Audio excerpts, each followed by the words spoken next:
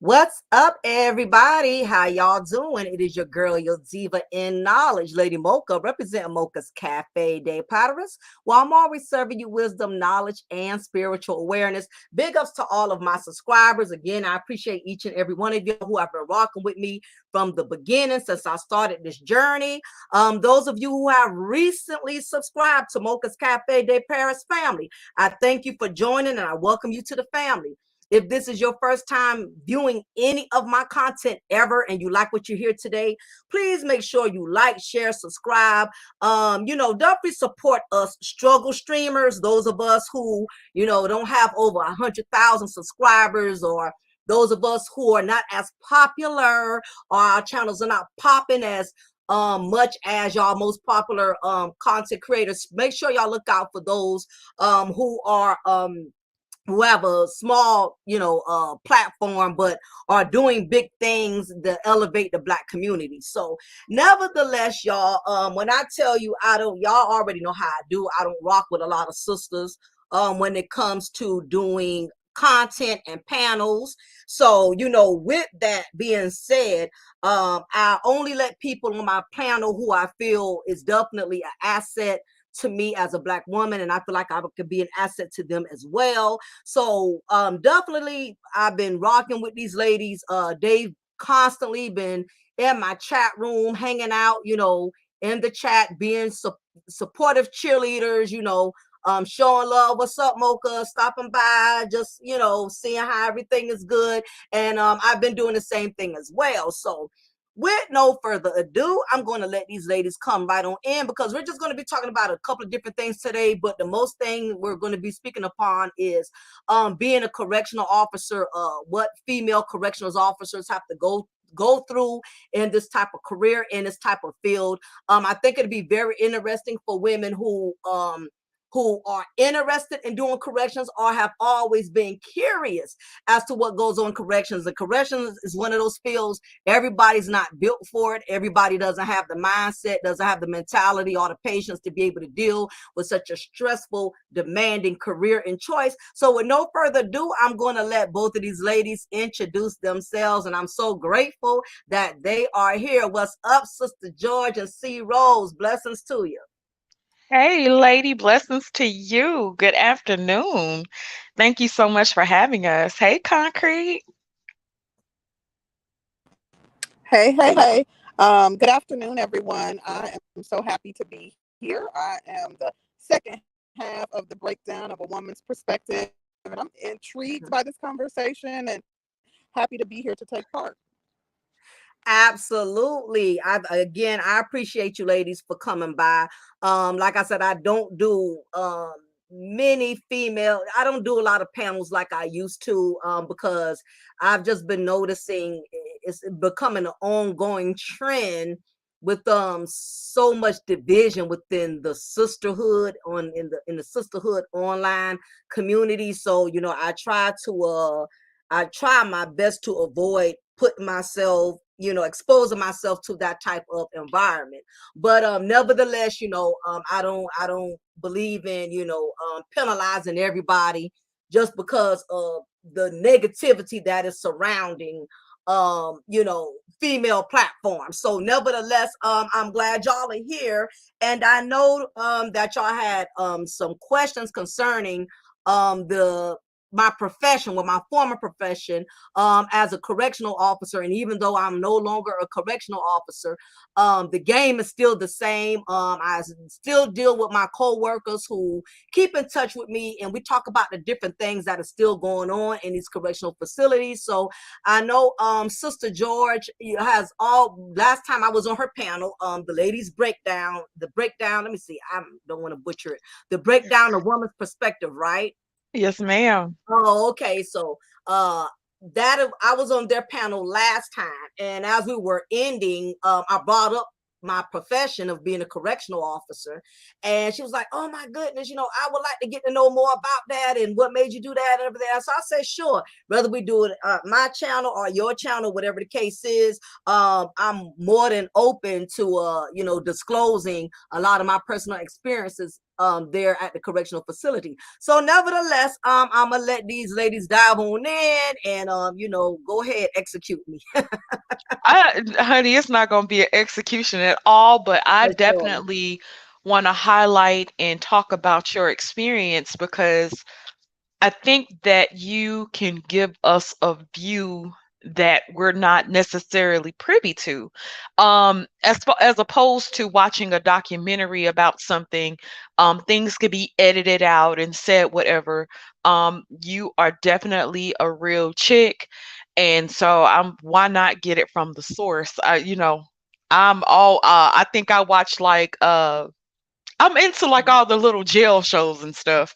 Yeah. And it's always been an interest of mine. But then to actually see a woman working inside of a men's facility, I Mhm. definitely want to dive into a little bit of that. I definitely want to hear about that. Mhm. My first question to you is what made you decide to go into that profession? Oh, what I know, what the first thing is, to be honest, was the money. That was the first thing. A lot of people state that correctional officers don't get paid a lot, but it depends on what's a lot to that individual. Most of the jobs I worked paid like 11, 12 something an hour. The most highest paying job I had before this one, I was getting paid 13. So when I was told that my pay would be 19, I was like, okay, this is something I definitely want to consider doing. So that was the first initial. The second reason why I decided to become a correctional officer was because I wanted to do something more challenging. I don't like feminine. I don't want to say that because that's kind of biased, but I don't like feminine jobs like secretary. I'm not saying that's a job that only women do. But I just never wanted to do something that's too girly. I wanted something where I can kind of, you know, join in with the big boys. I want to do something where I had to go outside of my zone, stretch myself a little bit. So that's what made me become a correctional officer for the money, and I wanted to do something more challenging. Okay. Yeah. Okay. Most of us have the misconception that everyone in prison are bad people, especially when it comes down to the men. Um, what is your opinion on that? Because, when you hear about somebody being in jail, you automatically want to think that they're the worst people in society. Um, what level of prison were you in? Like, was it like a high security type of prison? Or, yeah, I guess I Mhm. should start off there Yeah. because Yeah. like I said, there's so many questions, honey. It's so many. Okay, well, for one, I was at a county jail, not a prison. My husband wasn't going for the prison thing. He said, "No, you ain't going to no prison." And there's a reason for that. A lot of people get think both are the same, and they're not. You have prison, you got state prison, federal prison, and you have the county jail. I worked for the county jail, and the county jail basically houses offenders that are going to be sent off to prison. Okay, so basically, you can have an offender who has committed something as heinous as a murder or aggravated assault, any type of felony. They'll play. We basically are like a placement facility. They are just there with us until the judge sentences them and lets them know, hey, when they actually reach the final verdict, and tell them during a hearing, hey, you've been sentenced to 20 to 25 years, or you've been sentenced to life, whatever the sentencing is. They send them back to the jail, and I'm sorry, back to the county jail, and they are there until whatever prison that they've been assigned to go to comes and picks them up and ships them off. Now, the difference between a county and a prison, why I would rather do the county than a prison, is because with the county, these guys, no matter how long they're there, eventually they're going to remove them and relocate them at some point in time. So you know, even if you're dealing with the worst asshole, your patience is not as is not as bad, because you know eventually they're going to remove this guy. I might have to deal with his ass another year or two, but eventually he's going to relocate. As prison, that is their permanent home. So unfortunately, when these offenders come in prison and you bump heads with a certain inmate, or you and the inmate don't click, or y'all have had some type of physical altercation or verbal altercation, you're going to be seeing that inmate a lot. And that is one of the things I don't like about prison compared to county. Believe it or not, most of the inmates hate the jail. They rather deal with the prison than to deal with the jail. Most of the inmates I dealt with hated doing time in the jail because we was more stricter. Prison, once they go to prison, that's kind of like their permanent home. They're more laxed in prison. Prisons allow them to smoke cigarettes. They allow them to have, they give them more leniency to have access to all kind of things because that's their permanent residence. The county jail, on the other hand, we're more stricter. We basically, it's like running a child care center, and we spank them for everything. Every little thing that they do, we taking away privileges. We taking away their phones. We taking away their commissary. Where we're taking away their visitation. They're constantly being penalized. As in prison, it's like these dudes gonna be here for like 20, 30 years. Who gonna keep taking away stuff from them? You get what I'm saying? So that's what makes it different. I was actually in the county. Now, don't get me wrong, there's different there's different area, there's different units within that jail that was just as dangerous as the prison. So even though it was a county jail, we can't be no more relaxed than an actual correctional officer that works in a prison, because there was different units. You had your mental ill, you had your unit 1 for the mentally ill. We called them the 49ers. Those are the ones that's talking out their damn head, that'll spit on you, throw piss on you. They got mental issues. Then you got your unit 2. Those are the rowdy thundercats, the young thugs, the ones the young gang bangers, you know what I mean? The ones that do all the shooting and all the murders, all the robberies, young dudes. Then you had your unit 5, the old heads. They just came there to do their time. They're not trying to make no trouble. They just trying to they know they got a family, they know they got a wife, they got grandkids, so they're there to do their time peacefully. They're not trying to make no waves with you as an officer. But you got unit 2 with the knuckleheads who have no regards for life, got no family, don't have wives, got kids that they already ain't taken care of. They were the worst. They were the worst group of inmates to deal with compared to the mentally ill, compared to the older and the female inmates. Female inmates are worse. I would rather deal with 20 guys than to be over one female inmate. So Why that's is that? Wow. a lot of I'm going to tell you why. Well, I tell a lot of people that they ask me, well, what, you rather work with the men? Absolutely. The problem is you have a lot of these female inmates, because I also work with them. Now the female inmates, they put them in a separate unit, of course, because they cannot have them in the same unit near the men, because that's going to create a whole nother lot of problems. Being an officer, I had to be over men and women. Men officers just had to be over men, which I didn't think that was fair, but nevertheless, that's how that particular facility operated it.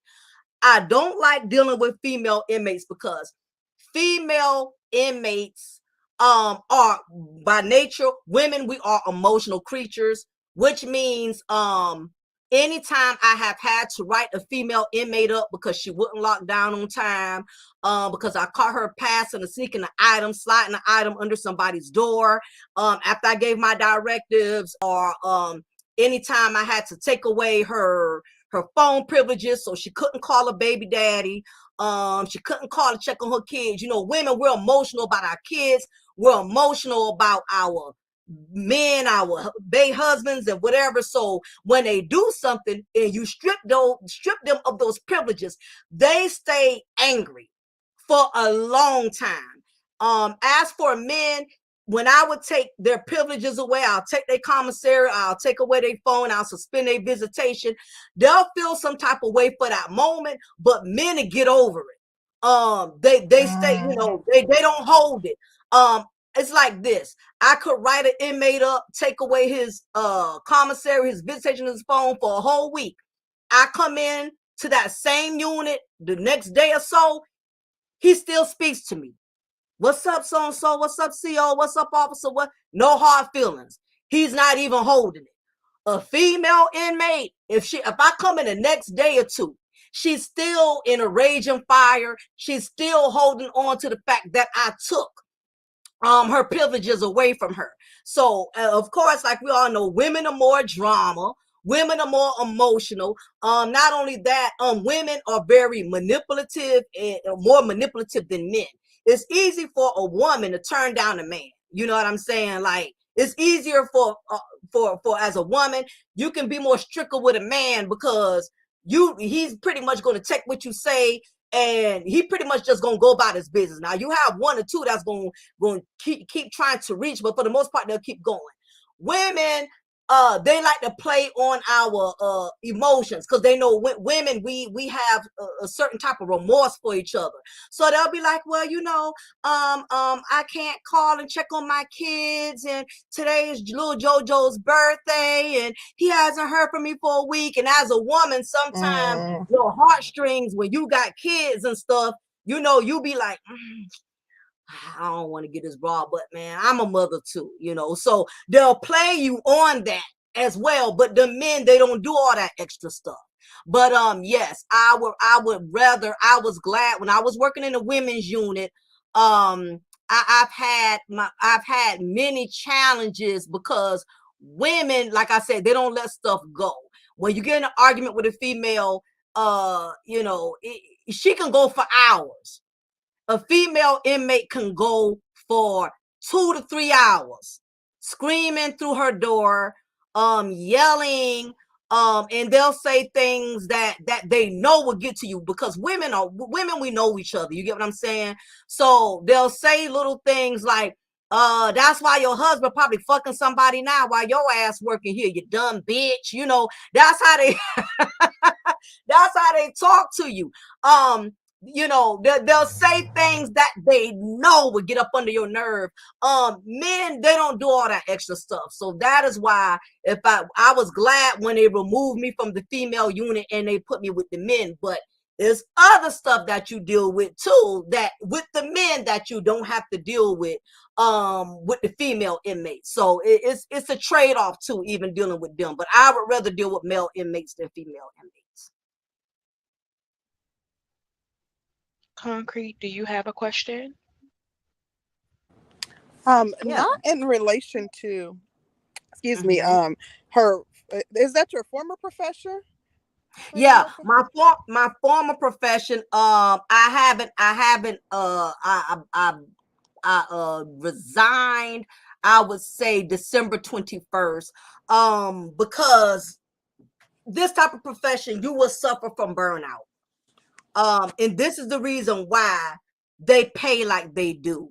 And that's the other part about anytime you go into law enforcement, that's the part that they don't really, they don't never really address. You see the glamour, you see the uniform, you see the police cars, you see the authority that you get to have, and all of that sounds great at first, but what they don't realize, this type of profession, you will become mentally drained, and you will you will not get enough of sleep, because the problem with this type of profession is they're always understaffed. They're understaffed because the officers are overworked. The problem is you have more inmates than you have staff. And the reason for that is because officers are getting terminated for things that could be as simple as a write-up. So it's a lot of favoritism and politics going on. If you're not in the buddy system, or your uncle is not a major or a sergeant, somebody with some real pull, any mistakes you make can be magnified, and they have the advantage of terminating you for that. Or you have officers who just quit. They can't take the stress of it anymore, or something has happened. Either the profession took a toll on their health, to where they're drinking more, taking more medication, because there's a lot of stress that comes with this type of profession. So the reason why I am no longer there is because I was one of the officers. I was very boisterous, and those in authority, they hated that. I had a lot of complaints as far as the overtime. And to give y'all a background on how bad the overtime there was, this is how bad the overtime was. Now, even though my checks were really great, I was every 2 weeks I was bringing home every bit of almost 20, like 2,500, sometimes 2,800 every 2 weeks. So the money was great. But the problem was most of the money I was making was coming through overtime. And this is the way overtime works. First of all, overtime is mandated. It is required. Mm-hmm. You don't get to pick and choose. You don't get to tell them, I don't want to do overtime. So this is the part they don't tell you when you first apply to become an officer.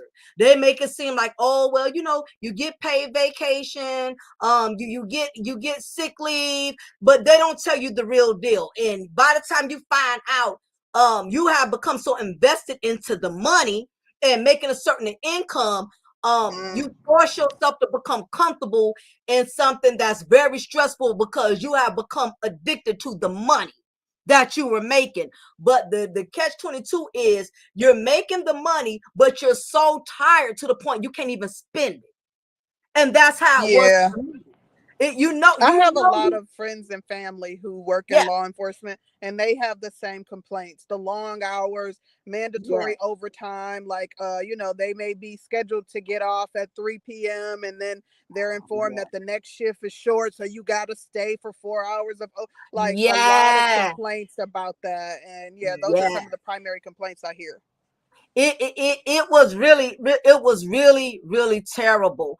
And to give you an idea on how my overtime was, for instance, our schedule rotated every other week. Let me tell you how messed up this shit is. That's why you can't pay me to go back. God does everything for a reason, and God knows sometimes when you're way in over your head, and when you don't have the strength to remove yourself from a situation, he'll put you in a situation where you got no choice but to remove yourself. Mm-hmm. Sometimes when you don't have the strength to do it, he said, okay, I'm gonna turn the heat up on you and make sure you remove yourself. Okay. So basically the way my schedule used to be, 1 week, I would have like uh 4 days, 4 days off and just work 2 days. And the following week it would reverse to where I would work 4 days and be off for two. So for instance, my first week, I'll be off Monday and Tuesday, and Friday, Saturday, Sunday. Now those are my 5 days that I'm supposed to have off, and I work that Tuesday, Wednesday. Sounds cool, doesn't it? Okay, I got my 5, and I only got to work 2. This is the catch with that.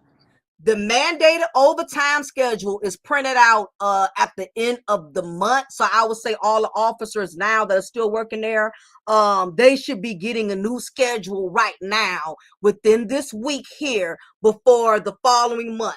So they give you what's called a mandated overtime schedule. Now remind you what I just said.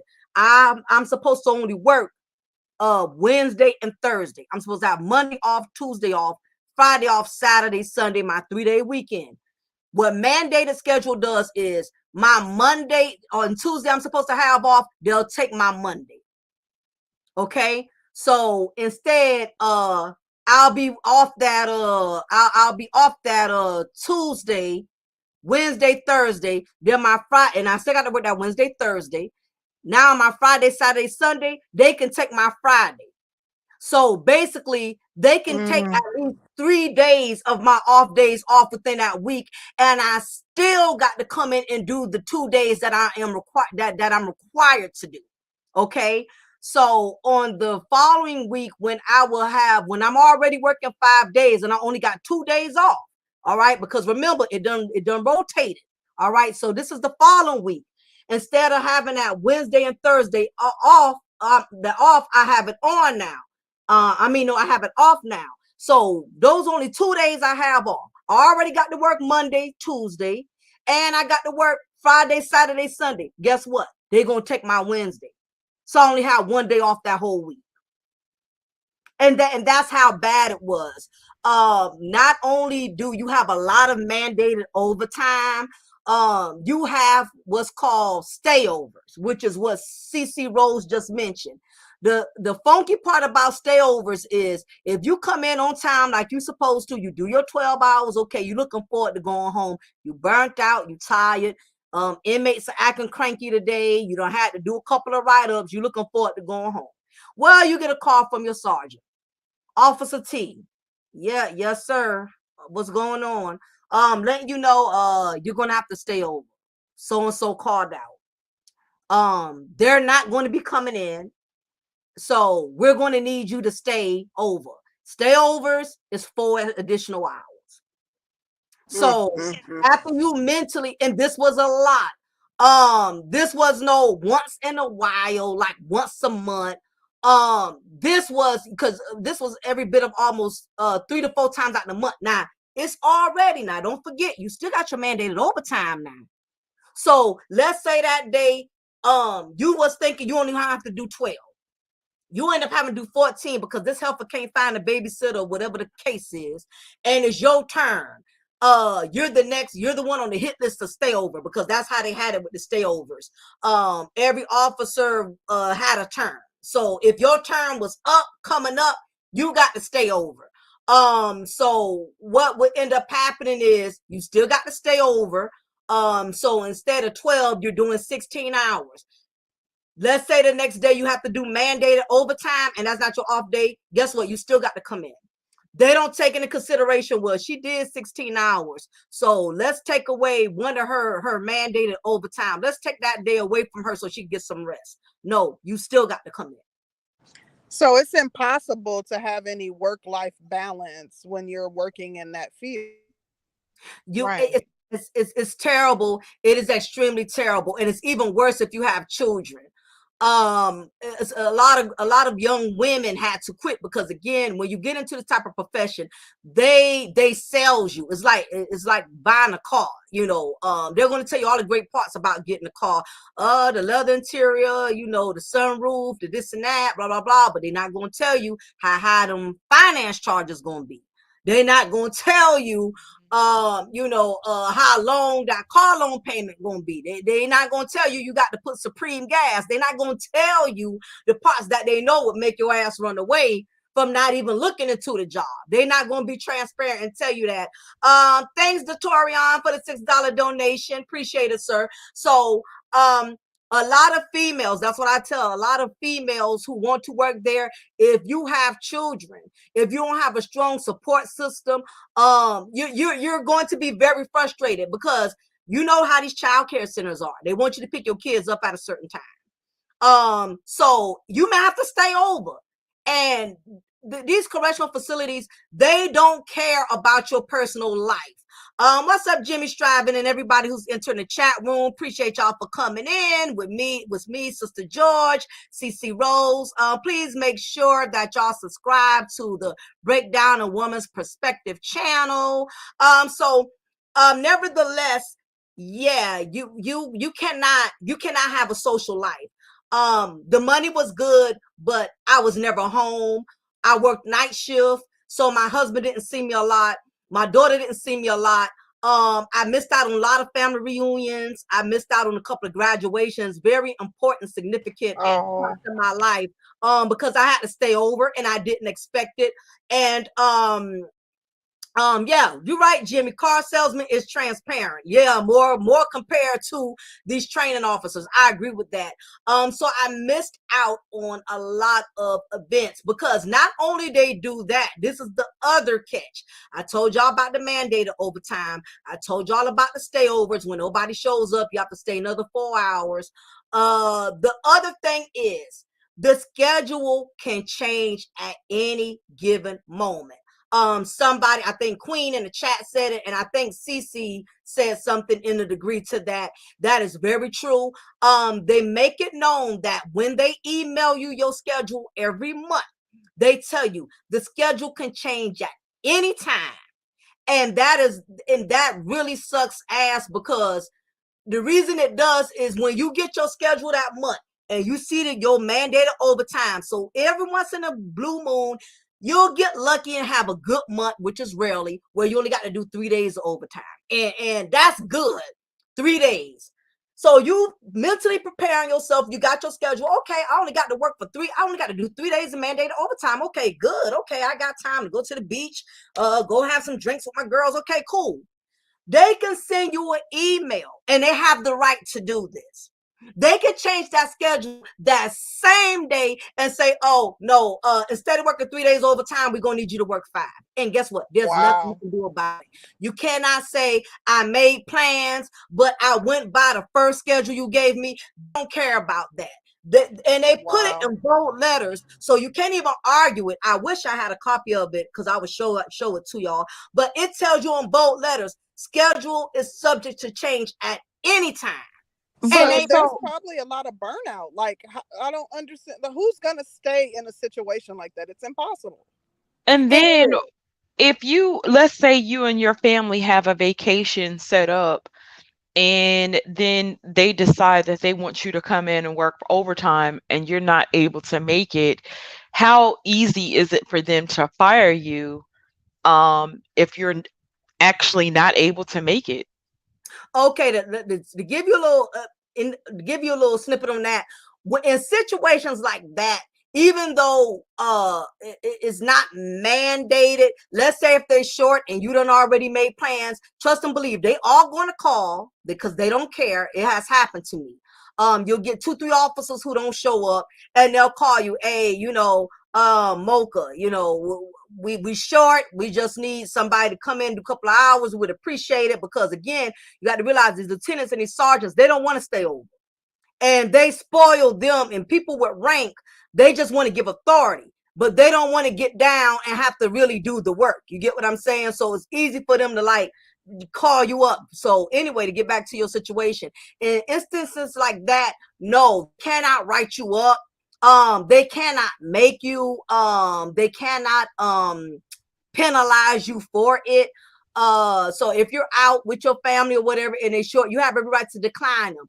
However, you have some you got some sergeants and lieutenants. Sometimes some of them could be malicious and they could hold out against you. So what some of them will do is, because you didn't come in when they needed that favor, or they were short, what they'll do is when they make your schedule, some of them will take it so far as to they'll throw in another day of you doing overtime, just to make sure, you know what I mean? So it's little dirty stuff like that. If you don't know the system and you don't pick up on it, you'll get bamboozled all the time. But yes, in instances like that, Sister George, they can't penalize you for it, but depending on what type of person that's over you, they'll in some instances they'll retaliate and use that to their advantage for another time. You get what I'm saying? So yeah, but no, they can't really do anything. How easy was it to make rank, and like what did you have to go through to make rank? Okay, so every facility is different when it comes to making rank. The correctional facility where I was, the rank, the positions are regular CO, basic correctional officer CO. After you've been there for 2 years, then you become a private off the muscle. After your 2 years, you have to do, if you want to become a corporal, a sergeant, a lieutenant, and a captain, you have to get certified. And what certification consists of is going to the police academy. They send you to the police academy, and the program is, and I've been in the police academy twice. The police academy is an 18-week program where you actually, it's like a little small military like school. You got to run, you got to do your physical stuff, you got to do your tests, you got to do your firearms, your shooting. You have to do your the EVOC course, which is the emergency vehicle operations course, where you drive around the cones and all that dumb cop shit, whatever. So you do all of that for like 18 weeks. And as long as you have passed every part of that academy, the firearms, especially the EVOC, especially, and you pass your test, you will become post certified. Because anybody who wants to get in any type of law enforcement, you got to get improved through post. Post is basically is the grandparent of the whole law enforcement. It don't matter what state you live in. It don't matter your position. You have to be certified through post. Post basically thoroughly, they do extensive background. They don't do a background like Walmart where they just call it 2-3 references on Right. your application. No, they calling your third grade teacher. They calling And they're doing a federal background check. they doing everything. Yeah. They checking your drawers, they checking everything, making sure you're not coming in there dirty with nothing. You know, they check your whole background, they check your family, make sure you're not married to a felon. Make sure your daddy ain't a felon, making sure your mama who live with you ain't a felon. So they very, very strict on that. But to move up in rank, that is the main thing. You have to get certified through police academy. Now, this is the catch-22. Most people are better off at getting certified before they become an officer, because if you come in already with your certification and it's too much, like Jimmy Striven says, it gets to be overbearing, it's too much, you can quit and just move on or do something else different. Now, if the jail sends you to become post certified, you are binded under a 2-year contract. Which means even if you get tired of it within a month or two, you realize it's too much, you gonna have to pay them off. Yep. And that could be every bit of $3 to $4 grand to pay them out if you want to quit. Put it that way. Now, if they fire you, then you don't have to owe them anything. You get what I'm saying? But who wants to get fired? You know what I'm saying? Right. Because then they can dirty up your post certification if they fire you. But a lot of jails and a lot of police departments are actually, I know here in Georgia, they're willing to pay what you owe for your certification. Like there's such a shortage for police officers that some of these police departments will pay back what you owe for your post certification. They do. Some of them, they just that thirsty for staff. They'll buy out your contract, you know, and have you come on board with them.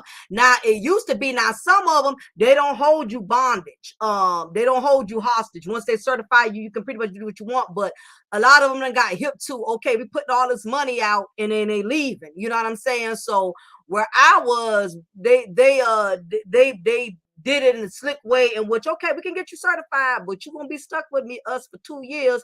And you got some people that went out so bad, they be like, shit, I'll pay it. Just get me the hell out of it. You can keep my last check. If I got to make monthly payments, you know, so be it.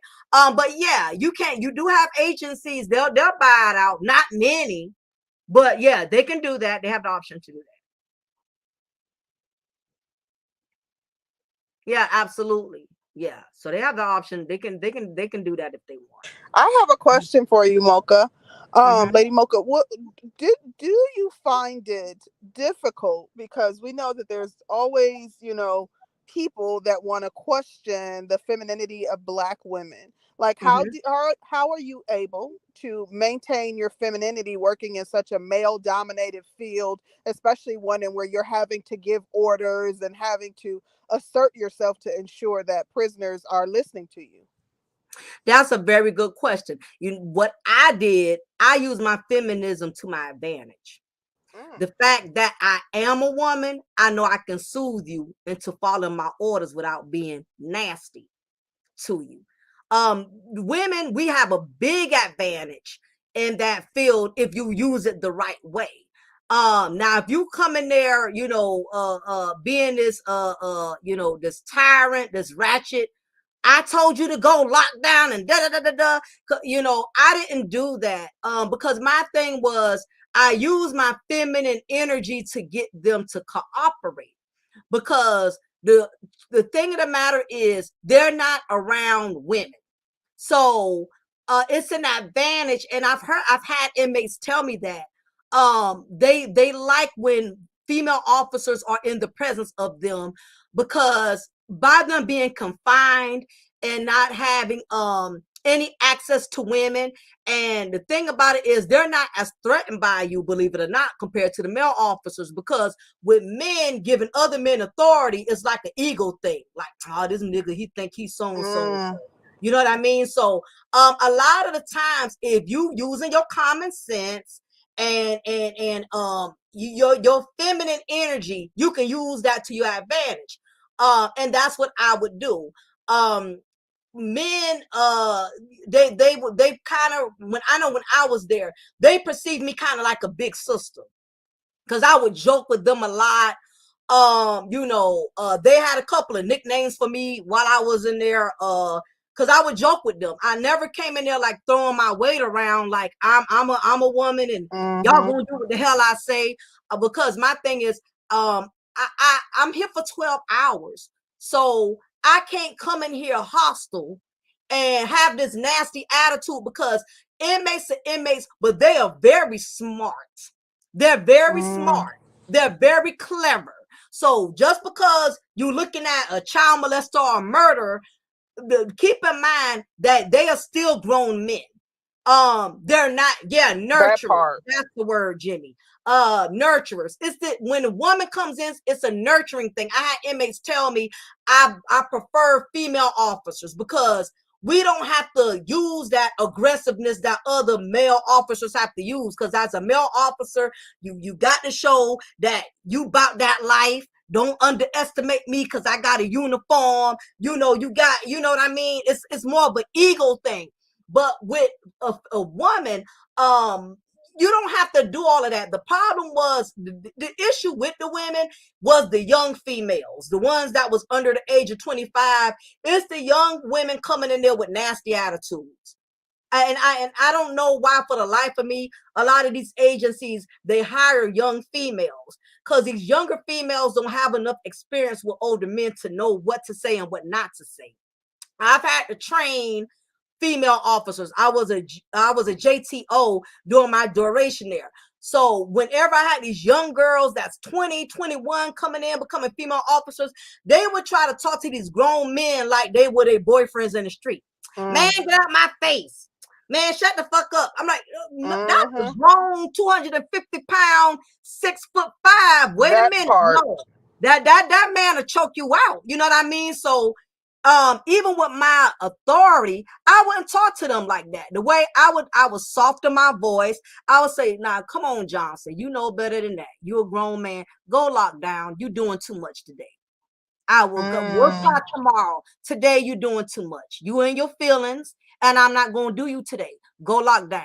But what I say, I'm not going to argue with you. Go lock down. I knew how to be stern, but I knew how to be soft. And you have to have that balance, because these are still grown men. The aim is to make them respect you, not hate you, because you're here for 12 hours. They can make your shift a living hell if you come in with that energy. They can make your 12 hours miserable, because you have to realize it's more than there's you now. It's one of me. I was over 70 grown men. Oh, wow. Yeah. 70 grown men. That had to be a scary situation in some instances. What would you describe as like one of the worst days you had working in that facility? One of the worst days I had, oh my goodness. I would say oh goodness. I'm trying to think, because I didn't have the worst. I would say I had a situation in which one time I had an inmate jack off on me. And it was actually an inmate that I respected, who always respected me. And what happened in this particular situation was I worked night shift, and I love working nights because no sergeants were there, no staff was there, no micromanaging was there. So I had loved working my night shift. So the way it works when you're in the wing, you have 70 inmates.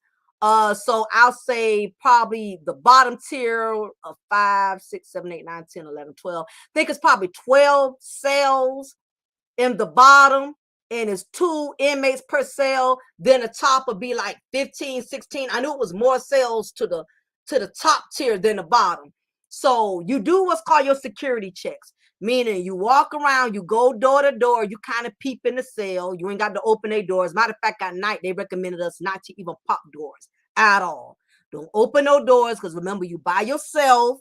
You know what I mean? You still dealing with murderers and rapists and stuff like that. So at night, we never pop the locks unless we have other officers there with us. If the inmate hung themselves, suicide situation, something like that.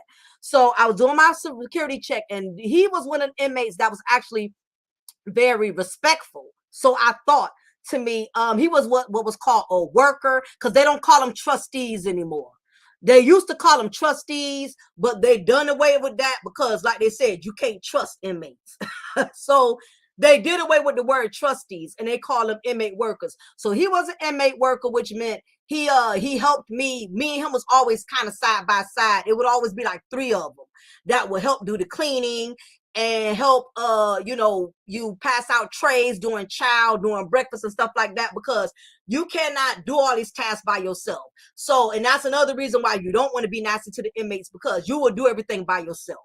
They see you a bitch, they see you talk to them all kind of way, they won't help you. And you're stuck having to do a whole lot of stuff on your own. I was always able to get them to help me with stuff because I never really gave them any trouble. So in this instance, again, I'm doing my security check. Like I said, he was cool, calm, collective all day. He put up the chairs, he wiped down the tables, did everything I asked him to do. No problems. At our desk, we have what's called a buzzer. We have an intercom. So if an inmate needs a nurse, or they can't breathe, something serious, they can hit that intercom. And I always give my directives, do not hit my intercom after lockdown unless it's an urgent matter. And I always make that very clear, because every once in a while you get these idiots that just want to buzz you so they can talk to you up, and you could keep them up at night and all that other stuff. I'm like, no, I'm not here for love connection. Do not buzz my front desk unless it's something urgent or serious. So he buzzes my front desk. I said, okay, all right, I see I'm getting an alert from cell 25. So I go and do my security check, and I approach his cell. And he literally stands on the top of the chair that's in the cell. He stood on top of it and pulled down his pants and jacked off on me, literally. Like, he pulled out his dick, like right there, and Oh jacked my off. gosh. Wow.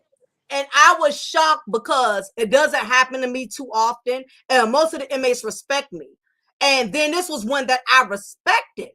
So, of course, instead of freaking out, the reaction y'all gave, that's natural. You cannot do that as an officer. Inmate Johnson, I'm asking, I'm advising, and I'm ordering you to stop stroking your penis in an up and down motion. Back away from the window. I gave you my orders as directed. I'm asking and I'm advising. You got to say this loud so it's on camera, because this nigga gonna lie later now. He gonna lie and say he didn't do it. Okay, so you give Wow. your directives out loud. All right. Not only did I do that for the camera, it's also letting the other guys know as well that I'm gonna call you out on your bullshit if I see you doing this. I'm gonna let you know. Yeah. So the inmate, coincidentally, his last name was Mac. So the initial response is to cuss him out, go off. You can't do that. You got to remain professional. Okay, give your directives, give your commands. Once it's caught on camera, now it's on the record. All right, now I can write them up, because the way my facility works is 3 jack-offs, that's another charge. That's added to what you already have. You could get charged for that. For indecent exposure. So if you came in there for goddamn stealing out of Walmart or something, and you decide to jack off on me, you done added another charge to your simple misdemeanor. You know what I'm saying? So when he did that to me, like I said, I was shocked, I was surprised, and I had to remain professional. And my thing was, since you tried to humiliate me, I'm gonna humiliate you in front of all these men. So because he pulled out his penis and he jacked off, I said, okay, I see why they call you Mac. You got a Mac Nugget. So once I said that, all of the inmates was laughing their ass off. They just thought it was hilarious. So ever since then, he requested to be removed out of that unit because the guys kept calling him Mac Nugget. But what's up, Mac Nugget? What's up, man? He couldn't take the embarrassment. Because inmates could be very juvenile, like children. So a lot of the times, like I say, when they try to play me or they do something, I intentionally embarrass them and call them out because it bruises their ego. You know what I'm saying? So that was the worst case scenario I had. Other than that, I didn't really have a whole lot of problems because most of the inmates respected me, and they just knew I was one of those type of officers. I catch you doing anything, I'm gonna write you up. I'm not going to play with you. I have a zero tolerance. They called me the enforcer. So every officer gets a nickname when you've been in the facility for a while. I've been called the overseer, I've been called the enforcer, I've been called all kind of all kind of names and stuff like that. But that was the worst case scenario. And that's one of the other things that a lot of females aren't prepared for. You do have jackers. You have these males, especially at night, when you're new to the facility and you're just working there, they will pull out their penis on you. They will stand to the window, they will pull out their penis, and they'll just start going to town, because you got to realize a lot of them are sexually frustrated. And it does not mean you have to tolerate it, but you got to be professional. Like I said, you can't cuss them out. But what I would do is, if I would see them coming to the window too many times, as if they want to jack, like they getting ready to do it, what I would do is I would cover their window. So that was another thing that a lot of me and the female officers would do. And they would hate that, because think about it, they already confined. The last thing you want is your window covered. You know what I'm saying? So you already got this one little window. So I've had a couple of officers, please, if you take it down, I promise I won't jack. I said, all right now, because if I take this paper down and you jacking, you will be packing. I'm going to have your ass up out of here first thing in the morning, because I'm writing you up. Don't play with me. No, I ain't gonna do it. And usually I don't have any problems. But that was my worst case scenario, dealing with an inmate jacking on me. Wow. Yeah. Wow. Um, yeah, that I can't even imagine, because you're dealing with those type of situations. It's at nighttime. Yeah. What I did want to know too was the type of programmings, because um going to jail, going to any type of penal system used to be, they would have like some sorts of rehabilitation. What rehabilitation techniques did they have at your facility? Well, with the COVID, that stopped a lot of the programs for a long significant amount of time. But when we did have programs, they had the chapel program, where the pastors, people from church would come in and do Bible study and things like that. They also had anger management. They also did Alcohol Anonymous. They had that as well. So they were just, as far as programs, it wasn't really a whole lot. And it was mostly only available for like first timers or those that wasn't really a major threat to society. So usually most first offenders are those who mostly have a bunch of misdemeanors. They are not repetitive or habitual offenders. Most of the programs were given to those that wasn't too much of a high risk factor. Now, if you're one who already got murder charges, then evidently anger management ain't gonna work for you. Right. If you somebody, this your third, fourth DUI, and this time you killed somebody, you going to prison for you going to prison for a long time. Ain't no alcohol, program is going to help you at this point in time. But I think when they do send them in prisons, they still I guess they still try to reinforce that, to a certain degree, but for the most part, we didn't have a whole lot of programs. Remember, I was at the county jail. So Right. they just had basic stuff, and that was part of a lot of them. A lot of it was court ordered. So most of them were told, hey, if you want to get out of, if you want your time to be reduced instead of a year, we can take away 6 months. If you participate in anger management, don't get no write-ups, don't get in any fights, and when you come back for your next court hearing, if we look at your record and see you've been complying, you've been doing your anger management, none of the officers had to write you up, okay, we can go ahead and consider this as a collect 200, get out of jail free. But most of those type of inmates who participated, like I said, most of those were older men who have families, who got wives they want to hurry up and go home to. They got jobs, they got something to look forward to. So it was mostly the older guys, or it was either the first timers who never been locked up before, kind of scared, don't know what to expect. They willing to comply and do anything to hurry up and get the hell up out of there. And again, you got the habitual violators who really don't give a damn, who don't care. They've been in and out of jail so much. It amazes me how I've been exposed to so many of these men who have committed murders, who are in there for high sexual offenses like child molestation and sexual assault. Yeah. Yeah, Did you yeah, go ahead. Well, I was going to ask, did you see a lot of mentorship between the old prisoners versus the knuckleheads? Very rarely, because see, this era is different now. Young people don't respect Wow. the elderly. You get what I'm saying? Yeah. If anything, it used to be like that. Sister George, back way back in the day, younger inmates wanted to learn from the older inmates, and they was receptive to the wisdom and the knowledge. But y'all know what type of generation we in now. And these young people, they don't even listen to their own parents. Matter of fact, it's been many instances in which I've had to literally separate older inmates from younger inmates. Younger inmates wanting to fight older inmates or vice versa, because a lot of the older inmates, they in there, they know the system. They in there to do their time peacefully.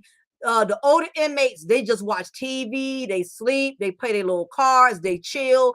They ain't with all that, rowdiness, and they ain't with all that turn up. Thank you, Uncle Stu, the old man, for the $5 donation.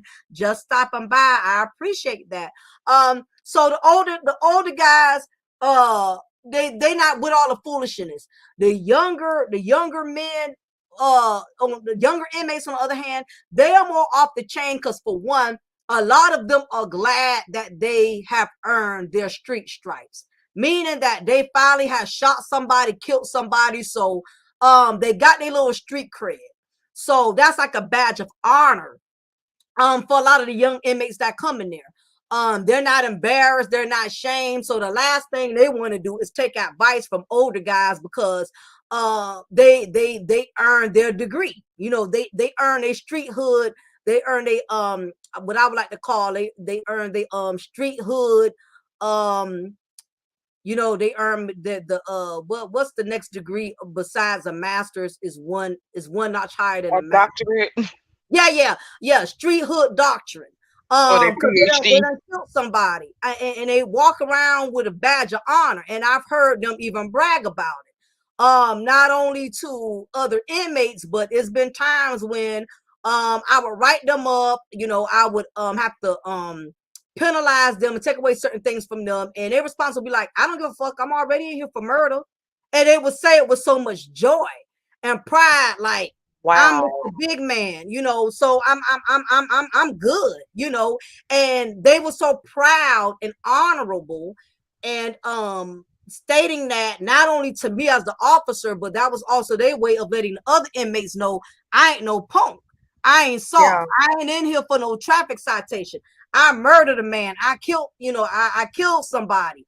So I ain't the one to F with, that was their way of, trying to make themselves look hard, basically. Um, so as far as mentor, no, if anything, they will fight more because again, these a lot of these older men, they from the old school. They believe in you respecting your elderlies, and what it is, they're dealing with this new school era of thugs where these young men, they don't feel like they got the respect, authority. They don't feel like they got to respect an inmate enough, especially if the inmate. It don't matter if you older. Just the fact that you an inmate, like, nigga, who is you to be trying to, you ain't here like me, you know what I'm saying? Who is you to be trying to, school me and tell me what to do? Right. So the respect is gone there. So as far as mentorship, you may have one or two, but let's not get it twisted. So these older inmates, they take advantage of the younger ones too. They know how to weed out the weak ones, Right. and they go after the ones who they know or don't know the system, and they get in good with them so they can get some of their commissary, so they can get the younger inmate to entrust in them. So it go both ways, but there's no more mentorship because it's too much griminess. It's a lot of Wow. griminess now. So yeah, that's extinct. That's distinct at this point. It's no more of that mentorship. How much homosexuality would you say that you saw within that system? Um, I didn't see it again in the county jail because we're so strict. Mhm. They didn't have a lot of room to get away with that. Because again, we do a lot of security checks. And the units aren't so big to where you can't hear. Now, don't get me wrong. I'm sure one or two of them probably pulled it off and got away Gotcha. with it. We did catch an incident one time, and that wasn't even in my unit, but it was in another unit in which two male inmates, the unit was open because you have what's called your open bay and you got your closed bay. The closed bay unit, I like it better because the inmates are behind doors. They're only allowed out for like an hour or two, and they have to lock back down. When you serve them their food or when you give them they soap, towels, whatever, you open that flap and you give it to them. Unlike the open bay, it's like a big old dorm. So they got all the room to walk around. There's no doors to restrict them.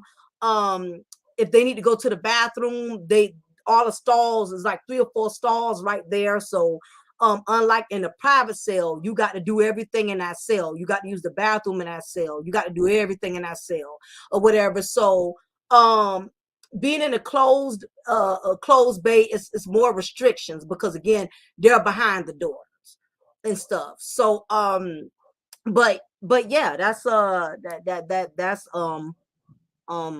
of the territory. Got you, got you, got you. How corrupted would you say this system was? Because you don't hear about a lot of it, but being that you were on the actual inside, would you say that you saw a lot of corruption within that system? As far as like with the inmates or The the officials themselves. oh yeah, it's a Wow. lot of that. I would say I think the upper staff is more corrupt than the inmates. um Damn. with the inmates, you pretty much know what you're getting. You can look up that inmate's record, and you can Mhm. pretty much you'll get a specific idea of what type of person he is based off his offenses. If you look up this inmate's record and you see he has multiple offenses with domestic violence, okay, that's a red flag. This is a violent inmate. I'm not going put myself in a situation with this inmate where I'm arguing with them too much, or I'm going back and forth with them, or if I'm dealing with an inmate that I see he has a lot of charges as far as with sexual assaults. You in other words, you can always what an inmate is in there for. He has a record.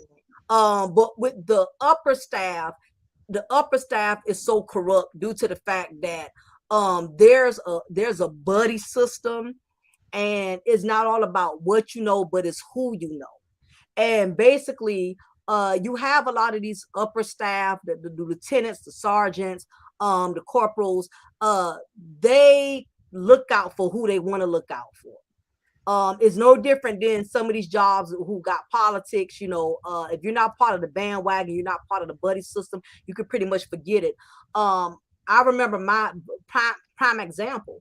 I remembered one time when I had to go to the admin office. Now, the admin office is part of the county jail.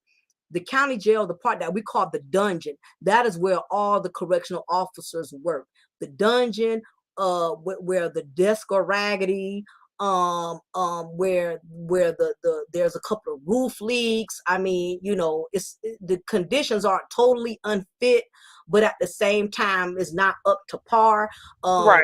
You don't have everything you need as an officer to work effectively, even down to the chairs being raggedy. When you have the cushion that's completely off the chair to where your elbow is scraping up on the metal, because they're too cheap to give officers the best of equipment, just the basic stuff, so they can work comfortably for their 12 hours. Now, when I went to the admin office, this is the admin, that's where all the chiefs, that's where all the deputy sheriff, that's where the majors, they're sitting in the admin part, where the interior furniture, the desk is probably about $3,000, wood grain.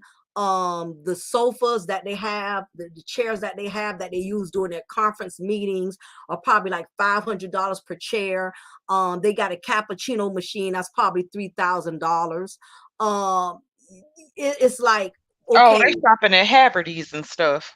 Yeah, but Uh-huh. yes. So we're the ones that's to the bottom of the pyramid. We're the ones that's dealing with the inmates. We're the ones that got to walk every 20 to 30 minutes and do security checks. We're the ones that got to deal with these mental ill, combative inmates. Never know when they're going to spaz out and throw piss or boo boo on you, depending on what mood they're in. And y'all are living in luxury. And it's like, Sister George, they're so out of touch with Yeah. with okay, y'all got these ranks and y'all got these high positions, but y'all, it's like y'all on a whole nother side of town. And You know what? yeah, I don't even know if it's just being out of touch or willfully ignoring certain conditions, as yeah, long as they are able to feel good and say that they've made a difference or they've made a change by working at such facility. But you'll hear a lot about people working in those facilities, especially if they're high ranking, but not actually mhm, doing the work and not even being able to empathize with officers yes, that is in that position right then and yeah, actually doing the work. You hear a lot about that. What yeah. I wanted to ask you too was, okay, so you probably worked with every race in that system. Hmm. Was it majority black? Was it a mixture? Was it majority white? How was the race the issue ma- in there? the majority is black. Okay. All you see is black males day in and day out. Every Wow. once in a while, you'll see, and you'll see some Hispanics. You'll see some Hispanics, and of course you have your whites, but the majority is black. And the majority of the black male inmates, most of them are repeat offenders. Mhm. These are the ones who keep getting off. The system keeps sparing them. And when you look up their record and you see how many times they have committed heinous acts, and it keeps seeing them getting released and let back out to reoffend again, it just amazes me. And it gives you, being a correctional officer, it gives you a whole different insight on how much the criminal justice system is really failing family victims of families. To know you got loved ones out here that have lost sons, they have lost husbands, just due to the fact that it's almost like the system is designed to keep releasing these people so they can keep killing off the black race. That it's almost like it's designed to just keep allowing them to be released so they could keep reoffending. Like, for instance, there was this one particular inmate. He murdered a black man who was married, had a family.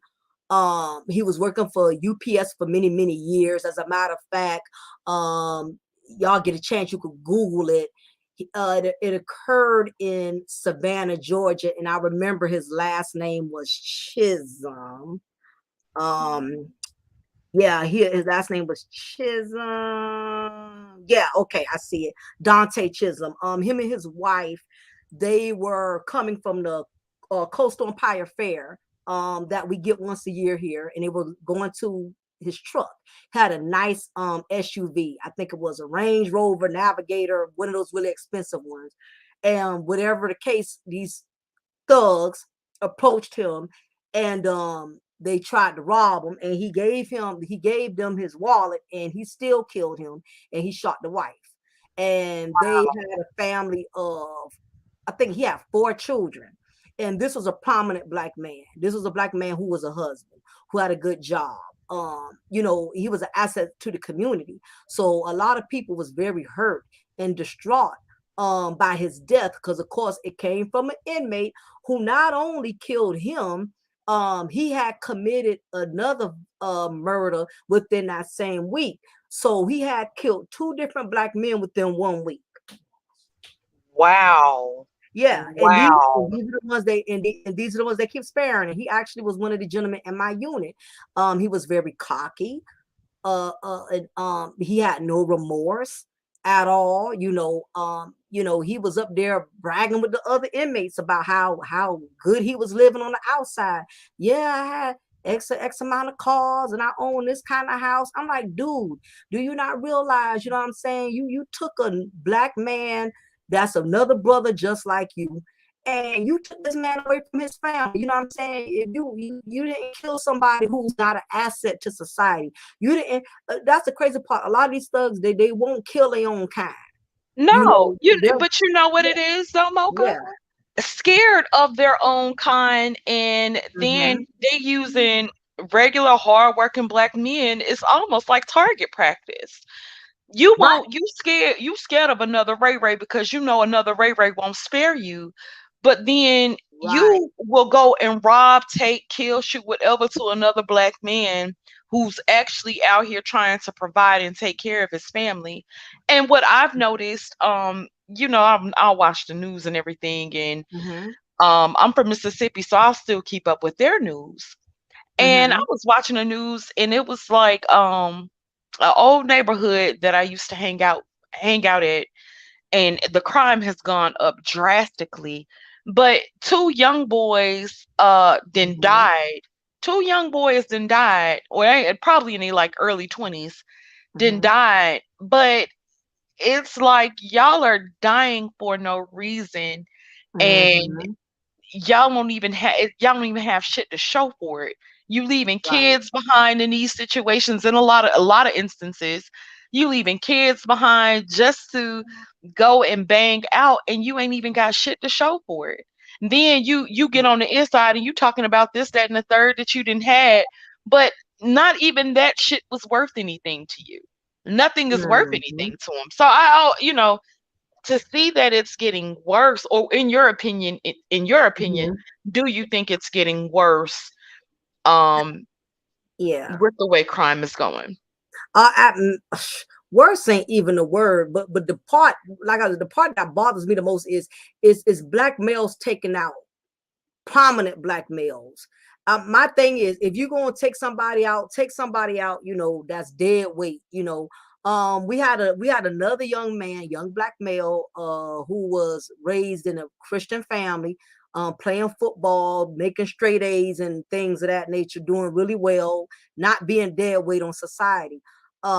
He was going to McDonald's, and of course, these young thugs around his same age. This young man was well dressed. You can tell he came from a well-to-do family. And of course, it was the thugs who didn't have decent clothes on. You can tell they was dead weight to society. And they decided to approach this young man who already had a good life. And it seems like a lot of these black men, young black men that are broken, they intentionally scope black men that aren't on their same level of brokenness. And these are the ones who they target. It seems like young men who are not loved are attacking and exterminating the young black males who are loved, because the young man that he killed had a two-parent household, okay, had a mama and a daddy. Couldn't find out only his mother was raising him. And if you saw how the mother was, Wow. it gives you a whole idea of he was a lost cause. You know, the typical ratchet, loud, way the size of a school bus, 350, loud haircut. You know, I don't have to get, you know what I'm saying? Just I crazy. know You exactly. get what I'm saying? Exactly. And I know his mother personally, and I knew it was only a matter of time before her son became part of the prison system because of the direction she was heading. And even though he did have a father, once him and the mother divorced, you have some women when they get divorced, they pretty much they become so consumed in their own pain and anger that they leave their children out there to fend for themselves. And I think that's what kind of happened, because her husband got tired of her ratchetness. He loved her, he couldn't deal with her. So some of these women are single mothers at their own merit, because Mm. a lot of these men come to a point to where she's not going to allow me to be a man. She's not Yeah. going to allow me to raise my son, because while I'm trying to raise him to be masculine, she's raising him to be feminine.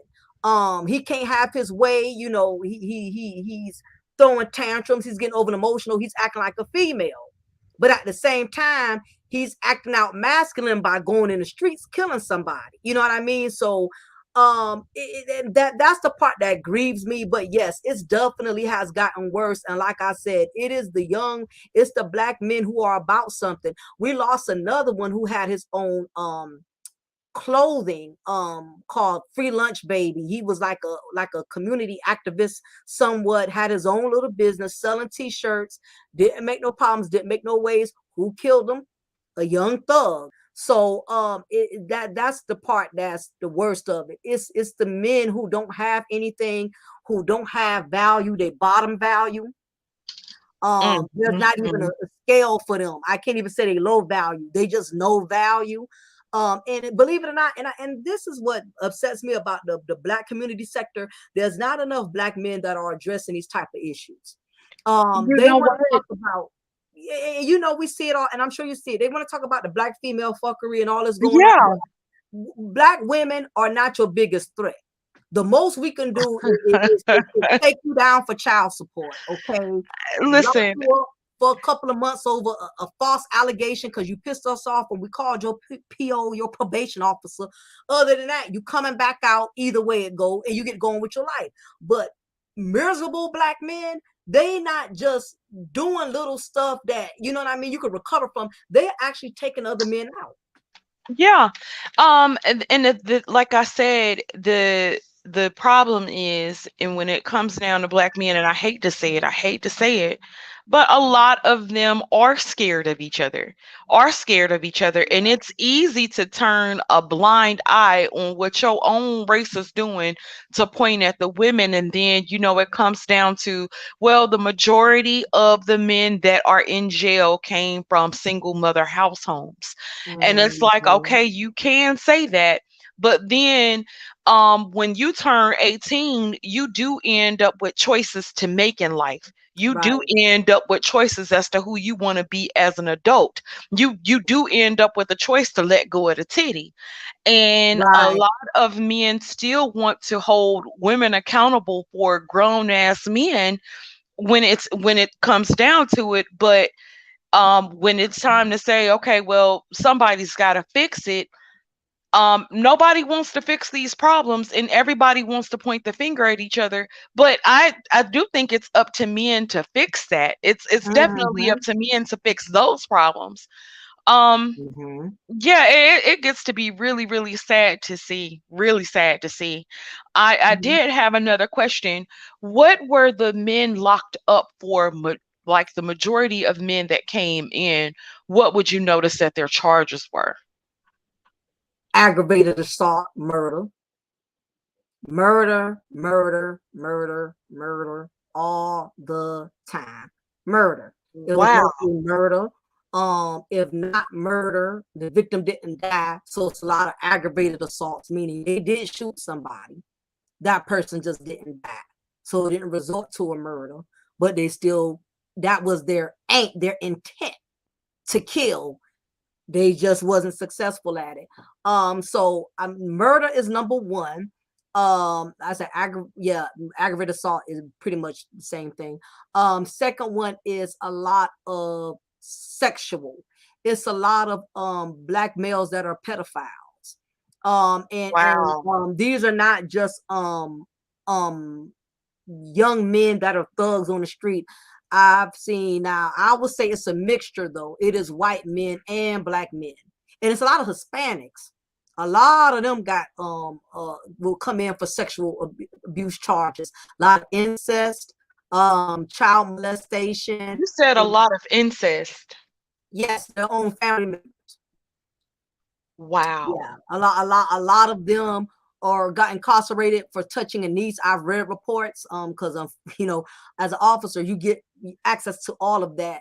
A lot Yeah. of them were touching nieces, their own nieces, nephews, touching their own stepchildren. Yeah, we have a lot of, I would say, a lot of Hispanics and black males, and a couple of whites. It's a mixture with those registered sex offenders. Yeah, we have a lot of registered sex offenders who are not following the stipulation of being a registered sex offender. They're not registering like they're supposed Mhm. to, or they're going out there reoffending.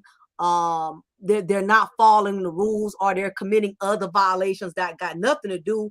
Some of them aren't reoffending or aren't doing sexual crimes, but because they're already registered as a sex offender, if they're out there shoplifting, or they're out there got into a physical altercation, it all links to their registered sex offender record.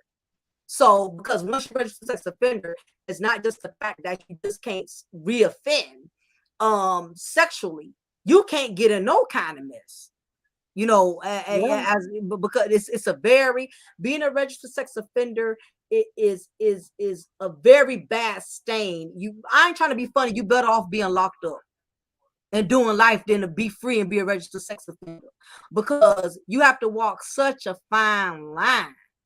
And that's why, with all due respect, Nicki Minaj's husband, Mhm. that is why I'm sure she's been trying to get the victim to recant her story, because she is seeing how restricted and limited he is as a registered sex offender. And, Yeah. and it's hard to walk a fine line because there's so much stuff you can't do. You might as well just get locked up, because you got to watch everything. You can't be around other kids.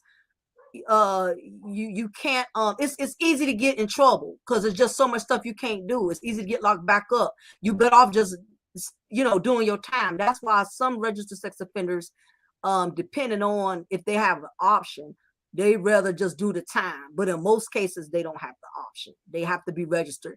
It's just too much stuff. They're not allowed to have access to porn. They're not allowed to watch porn. They're not allowed to have dirty magazine material. They're not allowed to go places where children are. I mean, and children in that are everywhere. Her husband can't go to Chuck E. Cheese. He can't go to the child care to pick up the kids. Um, Mm-mm. yeah, yeah, it's just a lot of restrictions. It's And too. then it's not like, unless he does something on the entrepreneurial side, and you have people that, it was something that I noticed within this space itself. So when Nicki Minaj was speaking out against like the manosphere, Mm, and I'm kind of looking at the situation, I'm like, okay, I got you, but you can't say that you really give a damn about black women or black girls or mm, black children when you get with somebody who's actually been convicted of that type of crime. But what Agreed. I noticed was the women's response to her, and I guess the message of her telling the manosphere to eat a dick was Right. more important than the young girl that he stole Hmm. sex from. And I Right. thought that that was a really, really interesting concept because it's like, well, you want men to be accountable for whatever actions, but then we get to pick and choose when it's cool for somebody to stand up and say, hey, whatever. And Nikki is a big name. So for Hmm. Nikki to go against the manosphere, it was like, oh yeah, Nikki's really for black women. And I'm like, okay, so if she's dealing with a man that's messed with some that's really uh took this from this child, Hmm. nobody has anything to say about it. And then so then it becomes, well, he paid his dues, you can't penalize him forever. And I thought I always think stuff like that is really interesting to watch play out. I have one last question for you, Hmm. Toby. And this question is, how difficult was it to compartmentalize um those type of things that you would read in your records and still be able to treat these prisoners with decency and respect? Yeah, it's funny because a lot of people ask you that. Like that is why this is a very special job. Everybody cannot do it. You have some officers who intentionally don't look for that reason because they know if they were to, you can't help once something is in your mind about a person, you Right. realize this is a rapist. This man raped his own grandchild. This man raped his Ooh. own mama or something like that. A lot of officers, they don't want to know. Me, I'm the opposite. I want to know, and I can still keep my game face on because I need to know what I'm going up against. It, Uh-huh. it depends on the person. It may help you not knowing, but I'm the opposite. And sometimes I don't look unless they give me a reason. When you start acting out, you doing too much, you being disrespectful, I'm giving you simple directives, and you being combative. Because let me tell you something. A lot of black men in prison act worse than black women in the street. I kid you not. They more argumentative than black women, inmates, black males in the correctional system. They're more pettier than black women. They're more combative than black women. They're more argumentative than black Wow. women. Most of the black males in prison, in the correctional facility, they act just like the black women we see in the street. Will fight Wow. and be petty about every little thing, but to come out here in the streets to act so masculine, act like they don't let they don't let stuff move them. They such a man, and they totally different persona when they're incarcerated. um for me, I look just so for one, I'm prepared. I know what I'm up against. So again, as I was stating before, I look when you give me a reason to look. When you're arguing and you going back and forth with me, what's up, China White? When you arguing, go back and forth with me, I said something up with this dude. Let me go look his record up because he doing too much. Why is he doing this? Let me go get on my computer. I look it up. Yeah. Okay, you got 4 or 5 domestic charges, which means you're not used to a woman telling you what to do. Mm-hmm. That's why you arguing and going back and forth with me because you're not used to having a woman in authority over you. I see you have fought women. I see you have abused women. So some of them, they red flag themselves. They make themselves a red flag. And I've told a couple of inmates this. I say, look here, and I'll tell anybody this if you ever get locked up or whatever.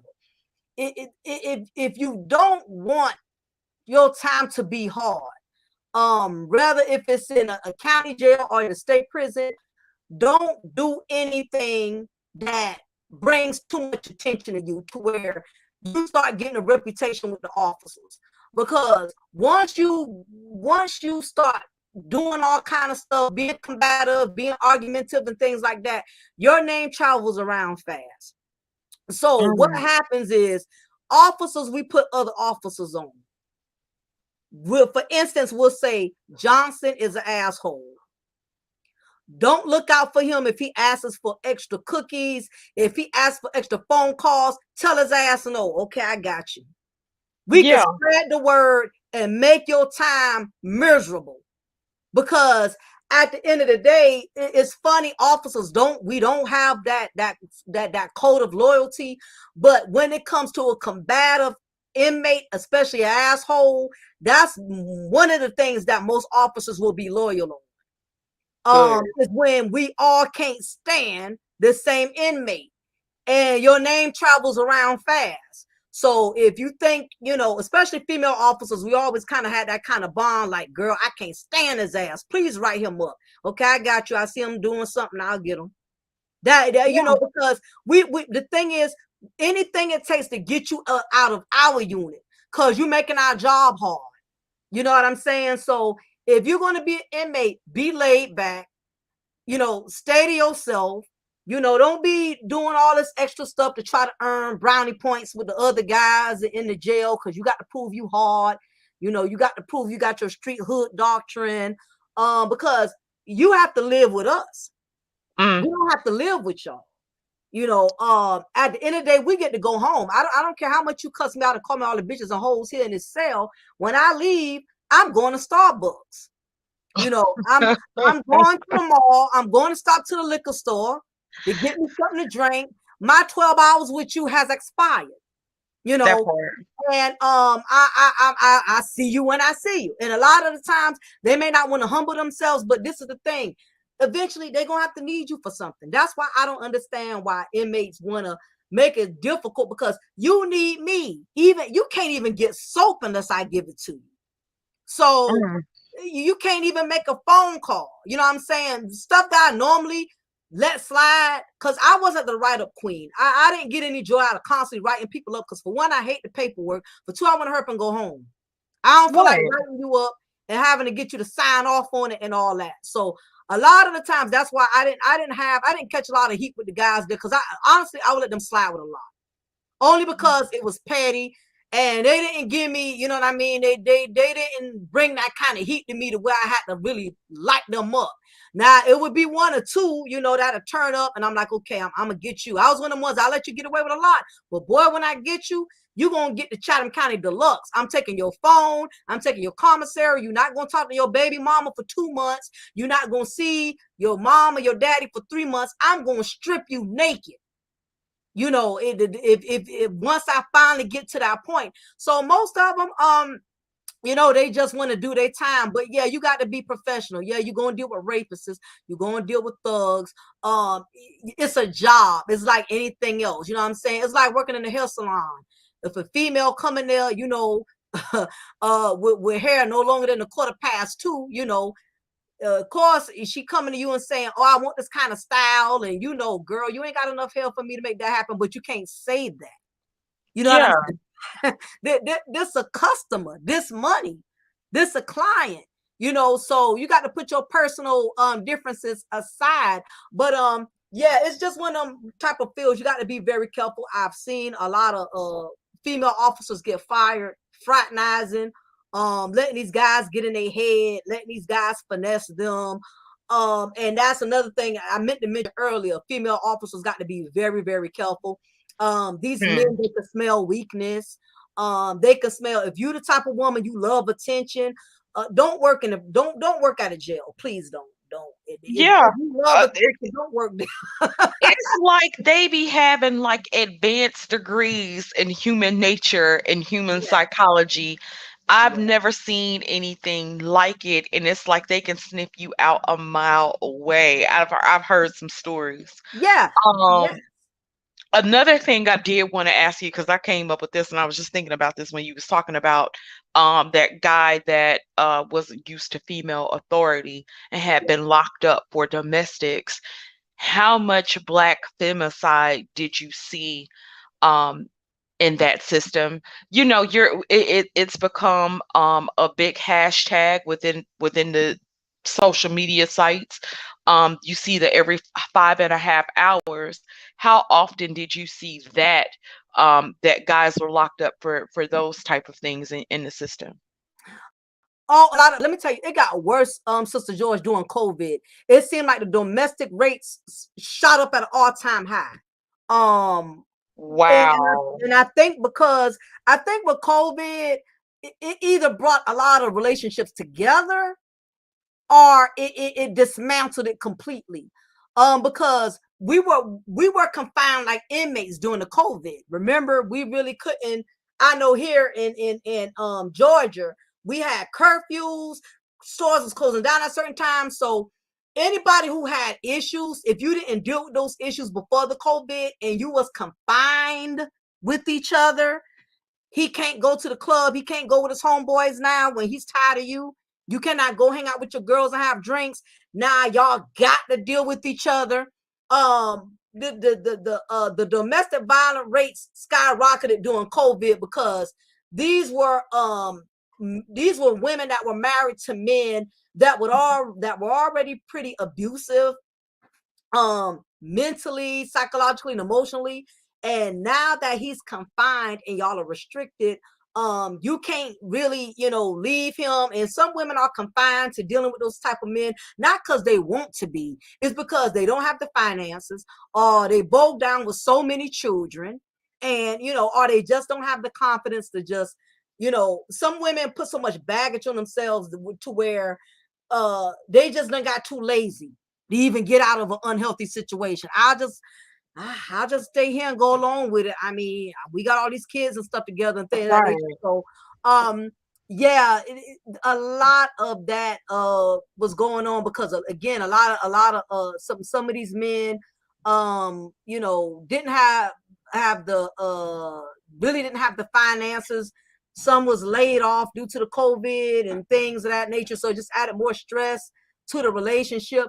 Or again, I think child support too plays a factor in why some of these guys commit domestic violence charges, because they know they are limited by the system. They're restricted. They don't have a whole lot of power to do what they want to do with the baby mama. So it causes them to get in a rage and to get violent and to act out. So yeah, it's several reasons behind that, but yeah, a lot of it definitely increased during the COVID. Wow. Yeah, they were coming Wow. in a lot. I'm not surprised at all. I think it's been up all over the country Yeah. with everything happening, but COVID is definitely one of those things that uh definitely had everybody in one spot. And if you didn't get along, you Yeah. damn sure weren't gonna get along being confined together for so many days and nights, and without being able to escape that, even going to work, saved a lot of people and relationships and stuff. Mm-hmm. Um, well, lady, that was pretty much all the questions that I had about that. I'm so glad that I got a chance to ask, because we Mm-hmm. don't really get to talk about stuff like this a whole lot with people that are actually on the inside.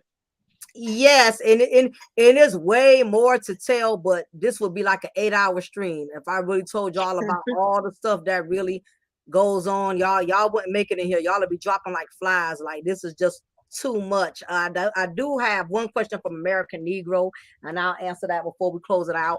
Ask her if she knew any female officers that had sexual relations with any of the inmates. Yes, it has happened. How the hell Wow. they do it? I don't know how, because the county jail is not like a prison. It's not that big, but like anything else, when there's a will, there's a way. Yes, we had one. Matter of fact, if you Google her name, I think her name was Malika Austin. Yes, right at that particular right at the facility where I was working at. Yes, she was having relations with one of the inmates, and that's another thing that I also want to mention, is that you have to realize that once you put yourself out there in a certain position with an inmate, it's like sparking a fire. It starts off small, but it turns into a big old forest fire. When you do for one, you're going to end up having to do for all, because they're not just these guys, their egos, they're not smart enough to hold it down if a female officer is looking out for them, giving them money, giving them head, whatever she's doing. Instead of him keeping it to himself so he can continue to reap the benefits and he can continue to gain something. Because remember, he's locked up. He's Right. not out on the outside. So instead of him using it as an advantage, no, what a lot of these dudes do, they run their mouth like black women. Yeah. Run their mouth, tell other inmates because they want their ego stroked. Oh, let me tell you, man, let me tell you what I got Officer so-and-so to do, man. I got her to put money on my books, blah, blah, blah, man. Okay. Once he runs his mouth and tells another inmate, that next inmate is going to approach you. I personally trained a female officer, and I told her this was going to happen to her. And she did not follow. She did not take heed. She was young. She was pretty. And in the moment she brought herself into that unit, I saw a poodle walking into a property full of pit bulls. I'm like, she's not Child, gonna that make it. had to be something serious. Yeah, what she did was very sweet girl, but the problem was she let one get in her head and the rest of it got a hold of it. And they took advantage. So what happened was she called herself liking one, or he liked her, however that happened. And what he did was he was able to get her to put money on his books and stuff. So I don't know Wow. how. Again, as a female officer, you got to be careful. Conversation is everything. These guys are going to compliment you. They notice everything about you. Your own husband not going to notice. They going to notice that you changed the nail color on your nails. Just stuff that men just don't pay goddamn attention to. Yeah. They gonna notice. I've had guys who notice when I got my nails done. Oh, so you changed your color today. You're not wearing burgundy no more. Oh, you got pink. They notice the color in your hair. Damn. They notice the perfume you wear. They notice you can't. There's not one of them jobs where you can have an argument that morning with your husband and go to work. They gonna smell it like pit bulls. You got to keep your A game on. I was the kind of person I could be in a fight and still walk in there and act like, oh, I'm good. I knew how to, Yeah. even with that, it was always one or two who know you. And they'll still spot it. And even if I would never let them know it. You all right? You okay? You good? Usually you come in, you smile and you laugh, and today I kind of notice you ain't yourself today. You good? You all right? Little stuff like that. Wow. They notice everything. Was And it a mind fuck for you? Like if you walk into, let's just say you and your husband had a little, it could have been because he didn't take out the trash and it was stinking, and you, damn, he yeah, didn't take out the trash. You come into work and they able to pick up on it right off. Was that a mind fuck to you? um, in a sense, yeah, but see, you have to remember, it's 70 of them and it's one of you. They Yeah. have all day to study you. See, I don't have all day to study all 70 of them because it's too many of them. They have all day. They study your facial expressions. They'll even pay attention to, for instance, if you every time you do your security checks, you always start from the right. Let's say this morning you decide to switch it up and start to your left. One of them gonna notice it. Why you started from this side today? You usually start over there. When I say they pay attention to everything, they pay attention to everything. So if you're the kind of female you love conversation, you cannot be in the presence of them too many times. Like for instance, you have some male inmates, they're very talkative, like to talk. You got inmates who just love to run their mouth. Then you have some of them that's laid back. You don't even know they're there unless they speak to you. The thing about it is that they study your character. They study what makes you laugh. Wow. They study what pisses you off. I remember one morning I had an inmate that was I got into it with him about something we do what's called pod searches. That's when you strip their goddamn beds and you look for shit, look for contraband and stuff like that. And of course we found some contraband, and of course he got mad, and you have some of them when you bust them, they take the L and they keep it moving. And you have others who can't take the L and they want to keep stirring up the pot. he was one of the ones he couldn't take the L. So he's beating on the door. Fuck you, bitch. You fake cop, bitch. You ain't no real officer. Blah blah blah blah blah blah. You ain't got no motherfucking gun. Just turning up. Okay. So Yeah. it startled me a little bit because I'm used to, and that's another thing as being an officer. You can't get used to a setting. Just because it's calm every day, it could be calm for a whole 2 weeks, no trouble, and boom, out of nowhere, you got 2 inmates fighting on you, and you didn't even see it coming. So it knocked me off my rocker a little bit because I'm not used to my own husband don't talk to me like that, for one, and then for two, most of the inmates in here respect me, but it's gonna always be, it's like being a student, being a teacher.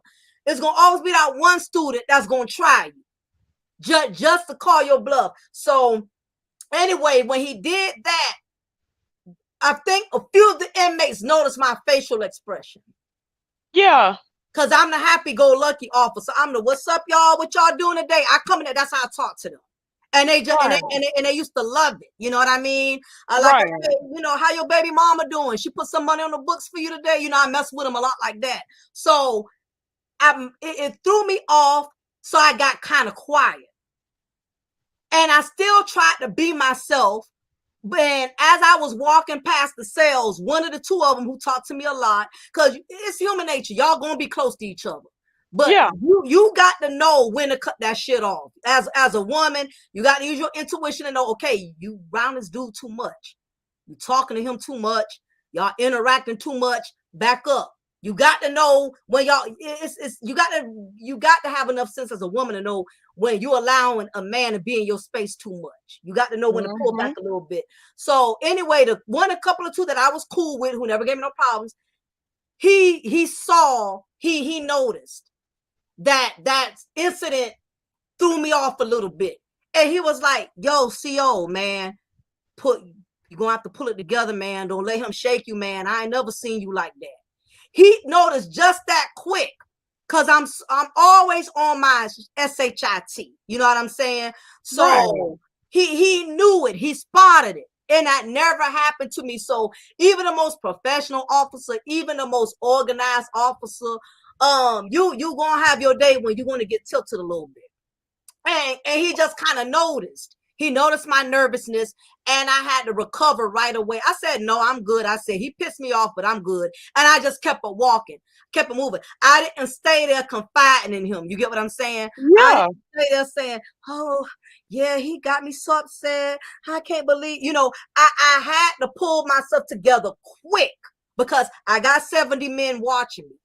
I cannot let them see this one dude make me become discombobulate me. So I had to put it together real quick. So in instances like that, like I said, you kind of cornered. So if you got to go to the bathroom, because anything you can do to keep your nerves calm, you got to kind of do that, because these guys are watching how you deal with confrontation. They gonna see Wow. they gonna see if you gonna mess up, or you gonna allow that one situation to make you nasty towards all of them for that day. So yes, as a woman, you got to especially be careful, because again, these men, you're still a woman. I don't give a damn if you got 20 damn degrees. I don't care if you've been trained. I've been taser trained. I done been pepper sprayed. I'm still a woman. And when a man is speaking to you during a vulnerable moment, when you have no backup, and your game, you a little reary, and he can spot that, and he's there to comfort you and say, look, don't let him make you feel no type of way, man. Don't worry about that nigga there. Now if you're a female with really low self-esteem, you'll take something that small and you'll hold on to it, and Yeah. not realizing that he's working his way into baiting you. He's baiting you, because the thing about it is, even when it seems like they have good intentions, they don't. And that's the part you got to be cautious of. An inmate is not just going to look out for you just cause. He's going to look for something in return. He's going to look for some type of some type of favor. And that's why, as a woman too, you have to also read in between the lines when they tell you certain stuff. Like I had an inmate one time. He I think he wanted to help clean up. All right, before we got workers in my unit, we used to could just choose any inmate we wanted to clean up for us, you know. So I would have inmates, can I clean? Can I clean? Can I clean? I would always get the ones who didn't ask. Because I'm like, if you ask if you could clean, you got something up your sleeve. You don't want to help clean for nothing. You want to pass something. You got something slick you want to do. You probably want to sneak or pass somebody some commissary. When I turn my back under their door, slide them a pack of Twix or honey buns, some shit like that. So I'll always get the ones who don't ask, or I'll get the ones who I know gonna do what they supposed to do. So this one, he was like, you know, he wanted to volunteer and help clean. And normally I don't do that, but I was like, okay, whatever. You want to clean, fine, whatever. So he, you know, when they do their cleaning, it takes about 30-35 minutes and then they're locked down. So when he's done helping with the cleaning, this is what this Negro says to me, and I pick up on him right away. So I say, okay, Johnson, blah, blah, thank you, appreciate it. Thank you for helping out with the cleaning, blah, blah, blah. You go ahead, lock down. He says, so you're gonna look out for me, right? Since I looked out for you, you're gonna look out for me, right? And when he said that, I said, no, the F he didn't. And I caught it right away. And that's when I had to nip it in the bud. I said, no. I said, for one, I'm an officer. I don't do favors. I give orders. Okay? I said, you came out here to clean because you wanted to clean. I did not ask you. So being that you asked, I don't owe you anything. And for the record, this would be the last time that I use you to do any cleaning for me. Now go on lockdown and you have a blessed day, sir. Thank you. Bye. Just that quick. Over mopping the floor. he thought I owed him something. And see, as a female, you got to think quick, because they'll slap stuff on you real fast. And if you catch it, and if you don't read in between the lines, you got to think fast. You got to always be on your toes. They sit up there and say little things. They overly compliment you too much. Red flag. That would get on my nerves too. Yeah. The over compliment, but you know what? It's not a lot of them. It's only one or two extra ones that would do that. And when I would see them doing that, oh, you look good today. Oh, you look not today. All right, okay, Johnson.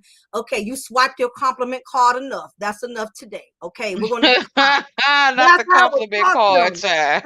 And they would laugh at my ass because I would always just come up with shit. You know, I would nicely get them off my balls. You get what I'm saying? Yeah. Instead of, get the fuck out my face. Don't talk to me like that. You know, I'll joke with them and be like, yeah, okay. My husband says the same thing. All right, bye. Lockdown, you know. So yeah, you got to think fast because they're very slick. I've heard people in here ask about do the men sleep together? Yeah, I mentioned that earlier, China.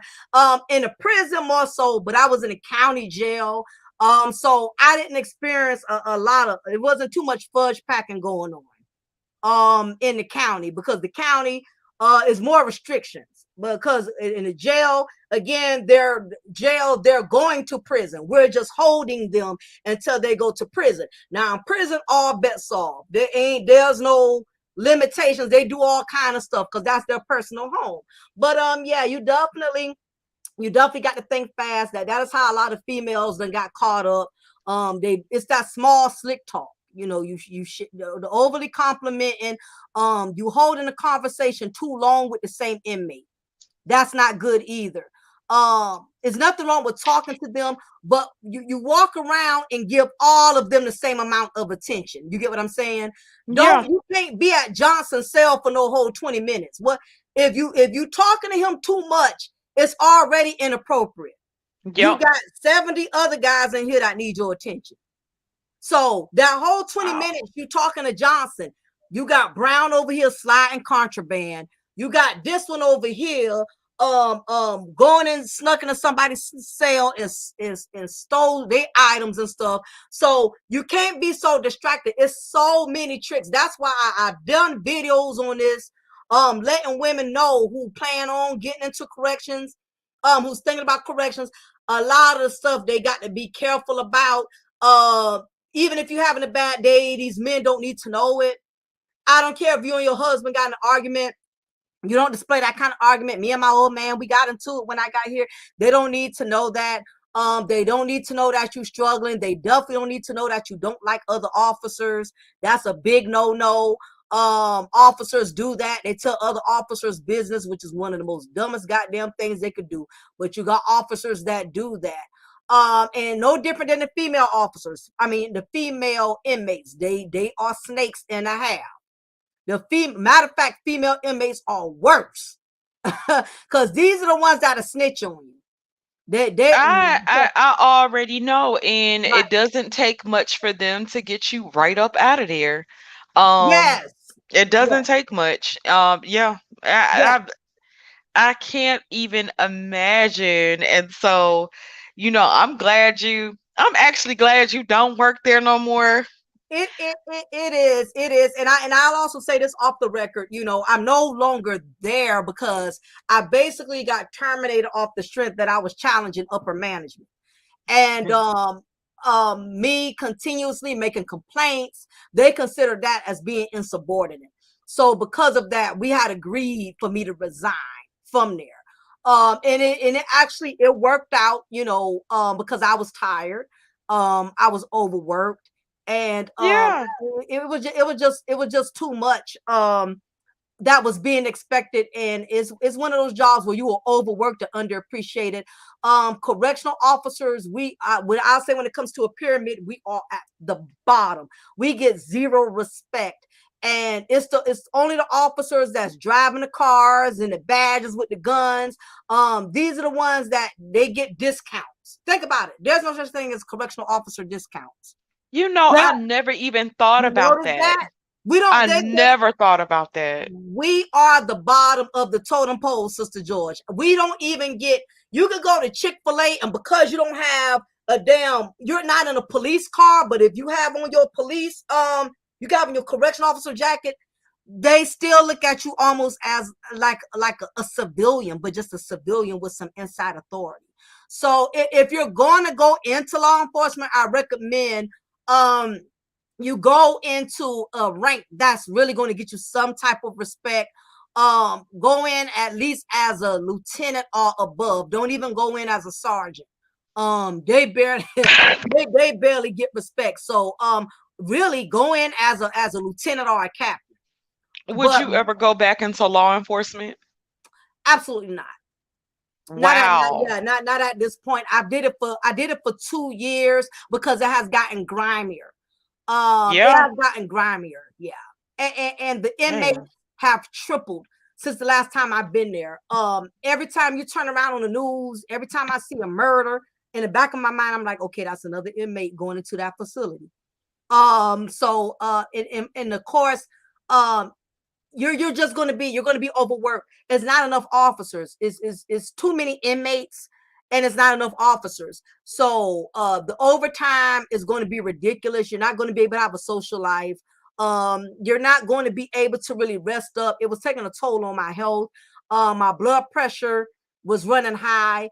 And I think the reason, and I will say this too, on this note, I would say a lot of people are correctional officers not because they want to be, but because they are stuck. And that's what happened to me. Damn. I was afraid to leave. I was scared to leave because the money was good.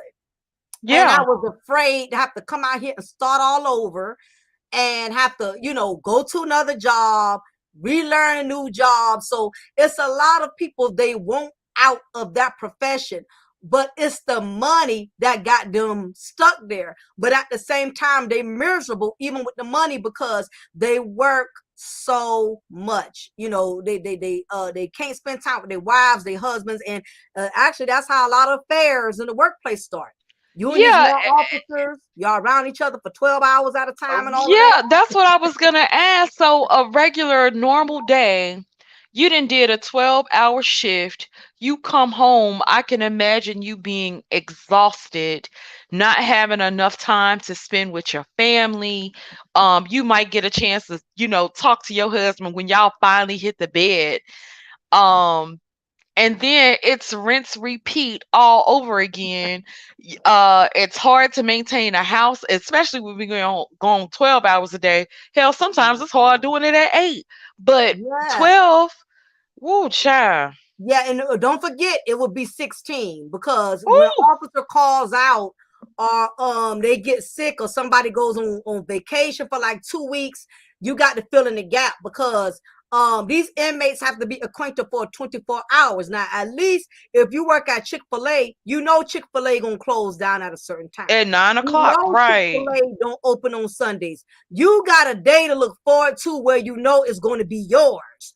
But the bad part at work as a correctional officer, you never know when you're gonna have your day for yourself. And it was killing me because every time I did have a day off, I want to take that day to pay my bills. I want to take that day to get my nails done and do Just to little get stuff your for myself. nails done and go Yes, and look at Home Goods for just an hour and a half or so, just to walk through yes. the store good. Yes, Trust and me, I if you know. got only one day off, for one, you're gonna sleep that whole day because your body is shot. By the time you wake up, you can't go handle business. All the stores done closed because your body shuts down. You know, like when you get home, your body is smart enough to know you home. Your mind might tell you, I'm not gonna go to sleep. I'm not gonna, and it would be times I would be so tired. I knew if I came straight home, I was gonna sleep. So what I would do when I would get off, I would go try to get my nails done. I would try to do stuff while I was out in my uniform now, because I didn't bring any Hmm. special clothes with me. And I knew it was too much when I was falling asleep on the nail technician as he was doing my nails. Because Baby. I was trying to find some kind of life outside of jail. You get what I'm saying? Yeah. Yeah, and that's how bad it was. But that's what happens. As a correctional officer, you start doing time with the inmates. You can't bring a phone with you. You're not allowed to take your phone in the facility. You don't have access to a phone right at your desk where you can call your husband as much as you want, call your children as much as you want. They have officers are very I didn't even restrictive. think about that. Like how does that begin to affect everything? Because most of us are addicted to our phones. Our phones are right at our fingertips. We can go hit the net whenever we want to. You can check your social media sites. You can look up the news, the weather, being able to hit your hubby up and text him and tell him you're thinking about him. Looking forward to a text from him. Your kids sending you pictures of what they got on or whatever. And then how did that work out? You become an inmate. You blocked out from that. Damn. We're not allowed to have internet access because again, your job is to supervise the inmates. You're not there to get on the internet to do internet surfing or anything like that. You're there. Thank you to Torian for the $4 donation. Thank you, Topaz, for the $4 super sticker. I appreciate all the cash apps. Those who can't cash app, appreciate y'all just for supporting the movement. Thank you. So the way it works is, for one, you're not allowed for one, you're not allowed to bring in a cell phone. That's out. Okay. And the reason for that is because dumbass officers will let inmates use their phone, which is dumb and stupid. But for them to make that rule, evidently it happened. You're not allowed to bring any type of electronic device, no smart watch, nothing that's going to connect you to the outside world. You cannot bring that stuff in. Um, when you're working, the way the facility was where I was, if your husband need to call and tell you it was an emergency or something, he has to call the central unit. Central is where they receive all the phone calls. Okay. Are you serious? Yeah. Yeah. So, because you know what my thought process was, I'm like, okay, you guys may not be able to have a cell phone, but you got a nice little laptop and a phone that's relegated to that office setting, and I can get, I can even understand that with having a phone in the office that can't be transported, but you can call, and your husband can call you or whatever, whatever. You don't even have that aspect of it then. No, and let me tell you what, the only aspect we had was at least emails. So what I would do is I would email, and this from the job email, ain't no Yahoo, because remember, you don't get no internet now. So you're not using your Yahoo or your Google email. You use the job email. So what I would Shit. do is my husband would email me, whoop de woo, you all right? You good? I'm good, whatever, whoop de woo. Only time you can make all your calls is on your 1 hour break. Okay, you got 1 hour to go outside in your car, turn on your cell phone, see how many calls you missed, see how many messages. Hopefully you don't get nothing that somebody died or something like that or whatever. After that 1 hour, we're actually less than that, because remember, it took you 10 minutes to get to your car. So it's gonna be less than an hour, because you got to be back on time. You got to leave from your break wherever you at 10 minutes early, because you want to get back on time, because you don't want to get rolled up. So Damn. that was the only form of communication. But I found out recently from a friend of mine who still works there, they're not even allowing that anymore. You're not What? allowed to yes. You're not allowed to email anymore, email anyone outside that's not work related. So now the officers there, they cannot email their wives, their husbands. You can't do that anymore. And I think the reason for that is because this particular jail has had 2 incidents with inmates who died. And the only bad part is when you have inmates who die or pass away, and it's highlighted to the media, they start tightening up on a lot of stuff. They so the little bit of stuff we was able to do now, and that's why God knows what was best. That's why I'm glad I'm not there anymore, because they just kept tightening up Ooh. the rope on us, and it was just getting worse and worse. I mean, if imagine going to work, you're having to work damn near 16 hours a shift. You don't have any outside communication with the world. You're in a jail full of rapists, murderers, Yeah, uh, abusers, yes, both sides. You're dealing with a corrupt system. You're yeah, not even put into a comfortable area to where this isn't a pleasant, it's a pleasant environment. So when you get done walking on the I forget what you called it, the bay or whatever, then you come back to a nice cushy office to where you could sit there.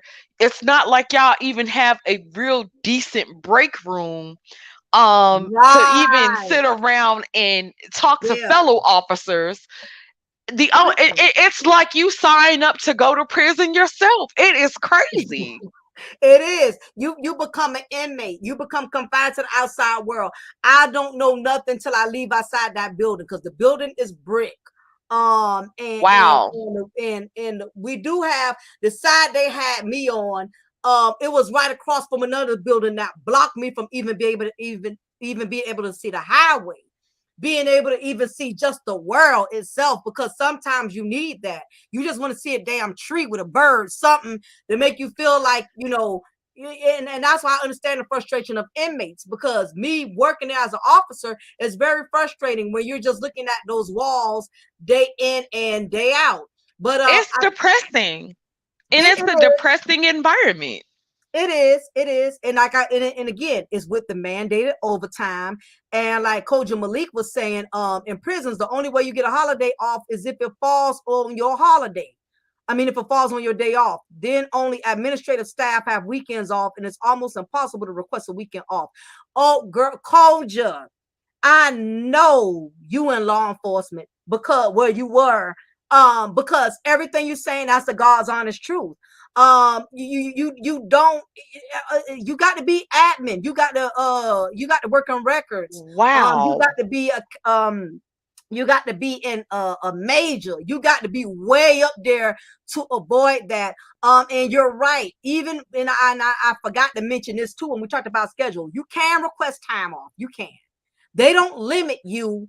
They don't limit how often you can request off. So as long as you're doing it before the 15th, for example, the officers that are working there now that are still there, they need to put in now if they want off for April. They got up until the 15th, the month before, to request. This is the catch with requesting days off. If somebody else already requested that day, you're not going to get it. Okay? So if somebody Wow. calls you and say, Sister George, hey, we want you and your husband to come down, for the family reunion, blah, blah, blah, this and that, whatever. If you didn't already request that day and somebody else requested that day, you can't get it. And it's a other part. You got no way of verifying if that person really had that day off or not. Depending on who that person is, they just might be nasty and tell you that because they don't like you for whatever reason, or because they really want that day off for themselves. So that's the bad part. It's like the system is structured to where the upper management has so much control over your life. And because there's not an open schedule where you can see who already got those days off, they can tell you any goddamn thing. They really could. That because they don't let you in to where you have an advantage. That it's structured to where they have you where they want you. So you can request days off, but again, you have to do it a month in advance. So let's face it, life don't always work that way. I'm reading Coach Malik's comments, and she was talking about she said in the prison system I worked in, it was almost impossible because of staffing shortages that never ended. And I'm sitting here reading and I'm thinking about this. I'm like, the turnover rate actually had to be ridiculous. It is. And then when you have such a high turnover rate and low work quality of life, and then they're not doing anything to fix it. I'm trying to figure out, because to me, while I get certain aspects of pay, but hell, the pay should be double, considering that that's not the normal environment for most people who go out to work.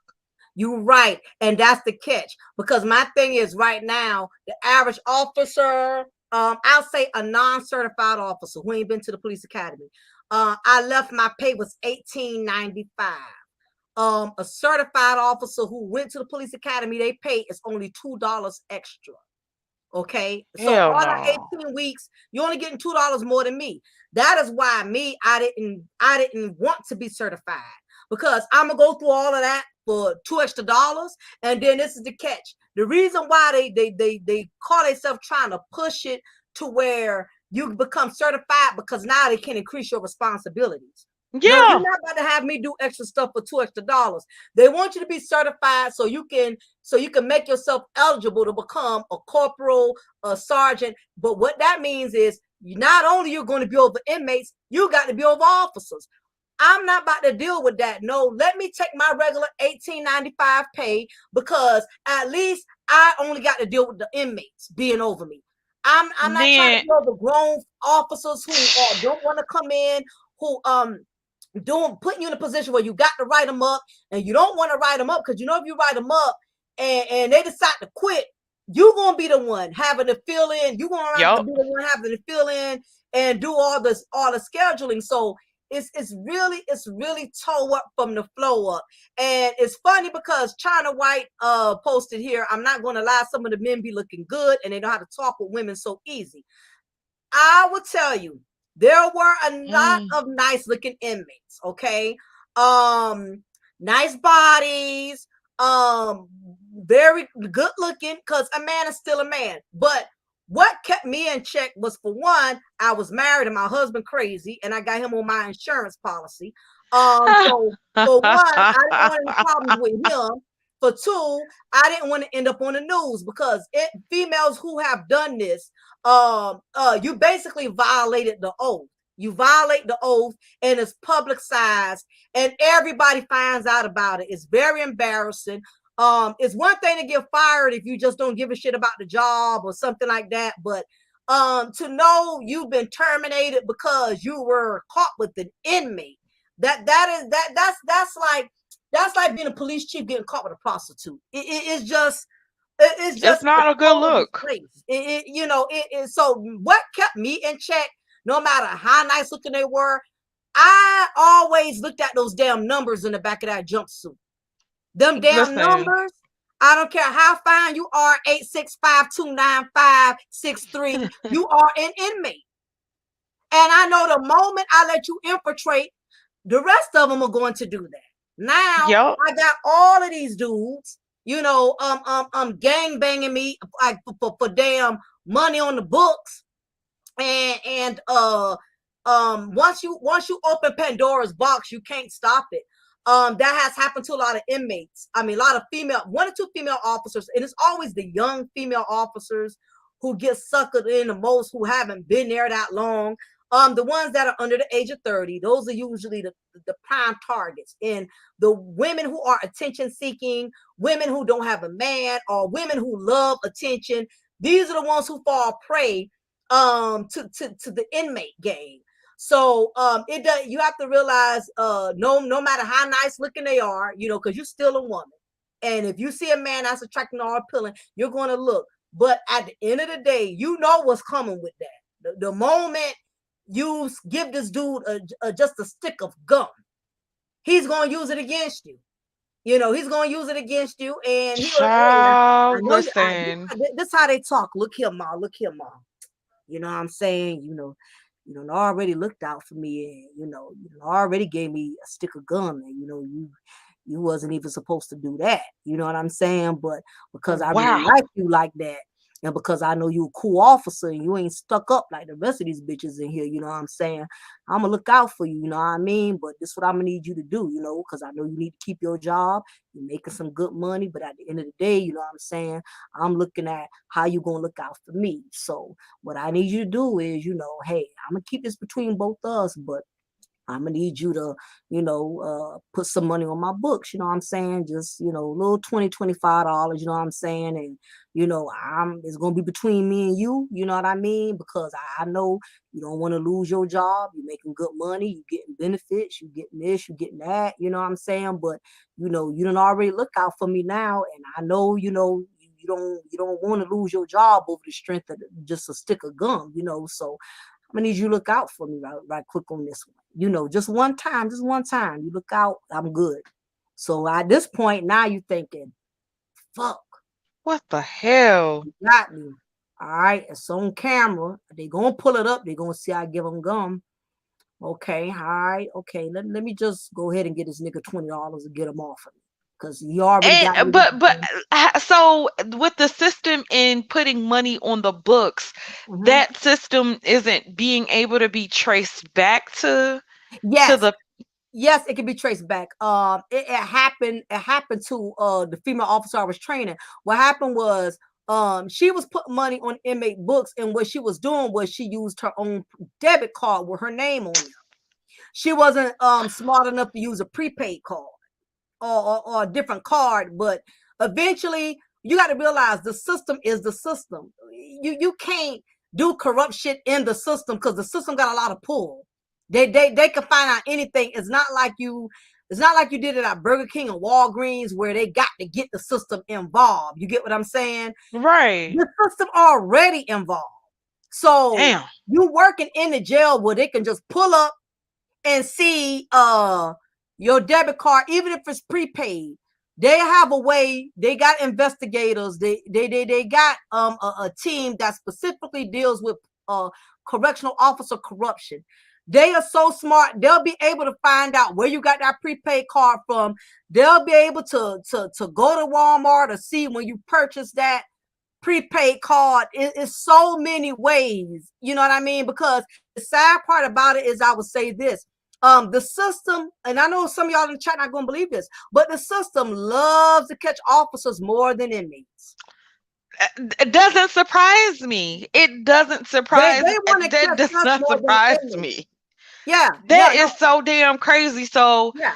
um, it, whew, what was it like that first week after you didn't have to report? How would you say that your quality of life improved? You mean like once I left law Yeah. enforcement? Yes. Um, it was bittersweet. It was bittersweet, bitter as in I was complacent. I got used to the big money that was being deposited into my account every 2 weeks. Gotcha. I got accustomed to the benefits. I got accustomed to just the financial aspect of it. So when the termination took place, being that I was not cooperating with all this mandated excessive overtime, um, when I say the termination took place, they treat you worse than an inmate, because when the termination occurred, my benefits got stripped that same day. Um, Wow. they didn't even let it roll over. I would say they wanted my uniform, they wanted everything that particular day, or else they wasn't going to give me my check.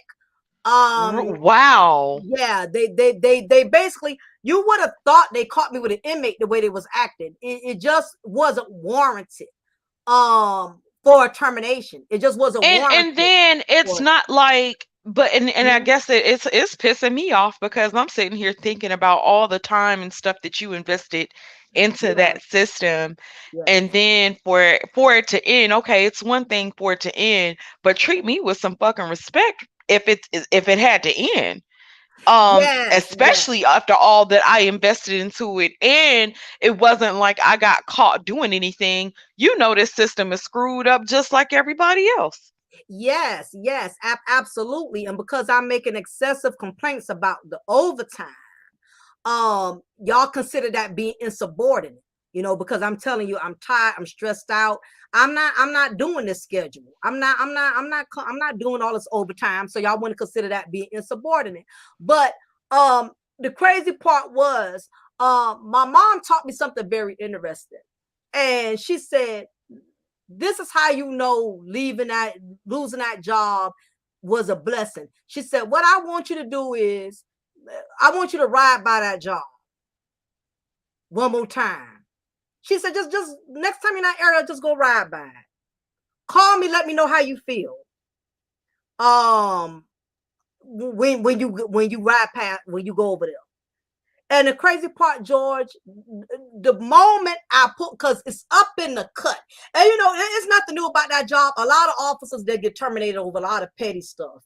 Right. It's nothing new. It's nothing to feel bad about. It's just one of them things. If you're not kiss ass, or you don't have connections with certain people, you can easily be expunged. So you don't have to do nothing major to get terminated. Sometimes just going against the grain. And I realized that's what it was. I was going against the grain. I was going up against a system that was too big. And you can't, you cannot tell a system that's been doing things a certain way for 30 years that you're not going to do it. And that was the problem. I told them I wasn't going to do no more overtime. They're like, what? Okay, so we get ready. But anyway, and I still got my post certification, so it wasn't big enough to where it blocked me from doing law enforcement. Just means Gotcha. I cannot work for that agency anymore or whatever. Gotcha. So I'm still able to apply to other jails and stuff like that if I want to, whatever. So what happened was, when I drove up there, I felt agony immediately. All I could think about was the excessive overtime. All I could think about was times I wanted to get off, thinking I did my 12 hours, I had to do 16. It brought back to where the all the upper staff that was abusing their authority, um making officers work more days than other days. And basically that's what they were doing. It was like a lot of blackballing. You And saw you that I had a problem with this, and that's why you use it to your advantage. Oh, she hate overtime. Okay, we're gonna make sure we get her ass out of here. We're gonna keep you doing know what's so overtime. crazy, Lady Mo? Mocha, this was more harsher than working or being in the military. And I served 5.5 years at a military, going on deployments and all. Mm-hmm. And it's not too much about a system that shocks me, but I'm sitting here and I'm saying to myself, damn, Mm-hmm. damn. Oh yeah. Oh yeah, like I said, it doesn't have to be nothing major. One of the guys who I graduated with, they fired him because he wouldn't go work in a certain unit. They tried to send him back to a unit he hated. Because like I told you, we had certain units that was more harsh than others. They tried Yeah, to send him back to Unit 3, which is where the young the thug thugs and knuckleheads stuff. were. Yeah. Everybody hated Unit 3. And it's like they do it on purpose. It's like once they are ready to, exterminate you, they put you in a position to where you're going to end up quitting or they're going to end up having to terminate you. You know what I'm saying? So a lot of it has to do with it has a lot to do with it's the authority and people who abuse their authority. They abuse their authority, and believe it or not, just because a person has rank, it doesn't mean they're not going to be intimidated by you because you're underranked. You have a lot of upper rank that is intimidated by underrank when underrank asks us too many questions. When the low, because lower rank, they expect you to be more submissive. Mm-hmm. They expect you to be in alignment because at the end of the day, they're looking at like, we paying you. You need this job. You need it. Yeah, I need the job, but at the same time, don't think that I'm not going to address it. And that's I mean, I know that was one of the issues they had with me. I was very boisterous. I didn't like something, I said it. You had other officers who would complain about it behind their back. I kept Yeah. taking it to the front, and it was aggravating them. Like this, she just won't shut the fuck up and do what we say do. No, I'm not just gonna shut the fuck up and just go along what you say. Why do I have all this overtime? Why is it I'm the only officer?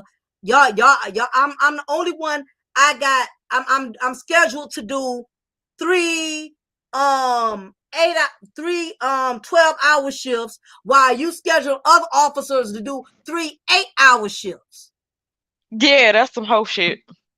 Yeah, and that's what it was. And it became personal because it was me and a certain upper staff that was bumping heads. And believe it or not, she was a black woman. Wow. It was another sister who played the part in the situation going the way it did because again, people hate when you ask questions because it's like you trying to learn the system. And people don't Mm. want you to learn. You know what I mean? People like it when you just, okay, I'm not gonna ask questions. I'm gonna just go, I'm gonna go with the flow. I'm gonna come in and do my job. When you start asking questions, and that's what aggravated them because I kept asking questions. Any little shit I saw, I kept complaining about. If they gave one officer 1 hour less than me, I would wait a minute, look at the schedule.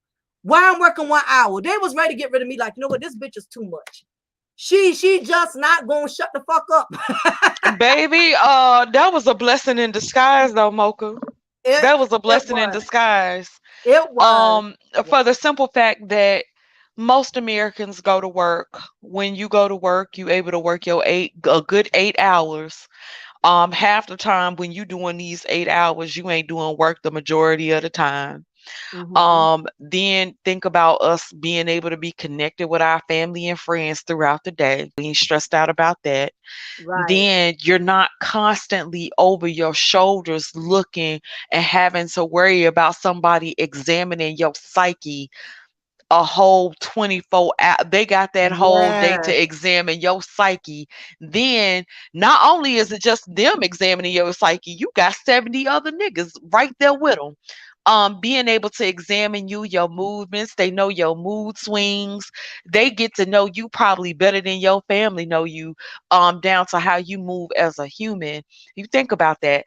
Then the shifts, being able to have to be locked Mm-hmm. into a wall, you can't even look outside good and see the sunshine or smell fresh air. If you just need to go outside for a break for 5 minutes, you can't do Yes. any of that. Yes. Um, Yeah. Baby, I'm glad you do. I hope you find the highest paying job and make as money as you want. But I'm glad you're Yeah. not within that system anymore because that system is harsh. And to be honest with you, I think it's even more harsh for us as women. I think it's Oh a yeah. harsh system. Oh Very yeah. harsh. Oh yeah. And like Koja Malik said, only bad officers have long careers in corrections. And that's true. It's the most corrupt ones. They last there for a very long time. And those are the ones that are willing to comply with the shenanigans, because they're doing their own shenanigans. So that's absolutely very true. But one thing it has taught me, and I ran into a lot of my coworkers, they still show me love. I ran into a couple of inmates. They show me love. One thing about me, I'm one of them ones I can go in the street and see an inmate and not have to worry about them retaliating because I never gave that type of energy. So Yeah. I run into a lot of my old coworkers and they said, you know what? It's a good thing you gone. It done got worse. We can't even email our loved ones now. Now they got it now to where I just talked to one the other day, and because people don't forget the spirit you leave behind. People Right. can talk and say what they want to say, but for the most part, when you've been a round the way cool type of chick and you do your job and you stay in your place, you know what I'm saying? And the way I am online, that's how I was, with my profession. I knew how to be chill. I knew when to cut up and knew when to, I knew how to balance or whatever. It done got worse now. They said now they only have one day off out the week. They done tightened Ain't up no way. because, yeah, I done had several officers told me that. So a lot of them are trying to leave. I was just fortunate where I have a husband that has his own business. And that's the Yeah. part that a lot of them didn't know. So why y'all up here, having me to sign off on these resignation papers, y'all thought I was hurting like that when I really wasn't. You know what I mean? So my house paid for it and stuff. So it ain't like I got a 20-year mortgage or something like that where Right. I'm going to roll over and suffer, because y'all decided to make me voluntarily resign. So it has gotten worse from the last time I was there. And one thing I've learned, money is not everything. You can make a lot of money and not have no peace. I didn't have any peace. Yes, I was driving around every week. Every time I would have a day off, I would try to enjoy my life and get my nails done, go get some seafood, go on vacations. But I was really miserable. I was trying to comfort myself the best way I could in that type of profession. But you can't comfort yourself but so much in that type of line of work. It's very stressful and it's very demanding. And ever since then, it's been nothing but negative publicity surrounding that particular facility. Another inmate done passed away. They got a lawsuit going against them now. So it's just been one thing after another. So a lot of these businesses have to realize, and then on top of that, they got 76 vacancies. That's how many officers that they need. That's just how short they are on staff. And a lot of these new officers, they're gonna come and go because they don't know what they're in for until they get involved. Nope. And once they see it and realize, God damn, I got to do all this overtime. Y'all didn't tell me that. I'm away from home so much that where Uh, my wife don't see me, my husband don't see me. A lot of them ain't gonna last in it. I'm surprised I lasted as long as Especially when the overtime is mandatory. it The is. overtime is mandatory, and you can understand a couple hours, but when you got days where it's a requirement, and then you only getting one day off a week, and then having to work them shifts, it is stressful as hell. Yeah, yeah, it Did is. they offer any programs as far as anything for your mental? Because like I said, it's almost going into a traumatic experience. You know what I'm saying? And not even knowing that you've signed up for a traumatic experience.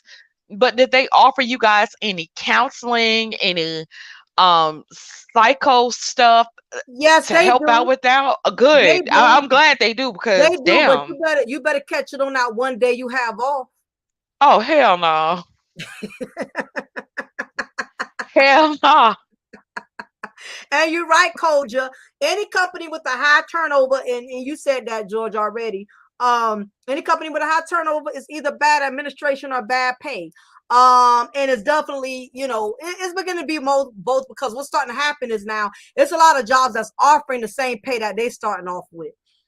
You could damn near work. You could work at Amazon for 16 an hour. 2-3 hours less, and then you're not working near as hard. You know what I'm saying? So until they That's up the that thing. pay, Not it's not. nearly as hard, and you still get to do a lot more shit versus going to a company and working and they working the dog shit out of you, and Yeah, then all the psychological effects that takes hold of us as humans, but especially us as women, and working in such a male dominated environment. Like very, shit, very, girl. very. And the most crabs in the barrel is the older women that Hmm. have high rank positions. Listen, I want to do something so bad on working with older women in the workplace. Oh yeah, I would Um, definitely be game on your panel because it's terrible. Listen, I think I'm gonna try to get that set up very soon, because I have gone through some shit in the workplace dealing with older black women, baby. They are some of the hardest people to work for ever. Oh my I had God. somebody in our comments saying, y'all get over here and talk about black women, but I ain't never see this, I don't never see that. I work with good black women, they ain't never gave me no issues, this, that, and the third. And I'm like, well, I want to go to that Mecca that you came from, because where I'm from, baby, you'll have some that just give you problems simply because they just don't like you, or you not whatever that they want you to be. And Mhm.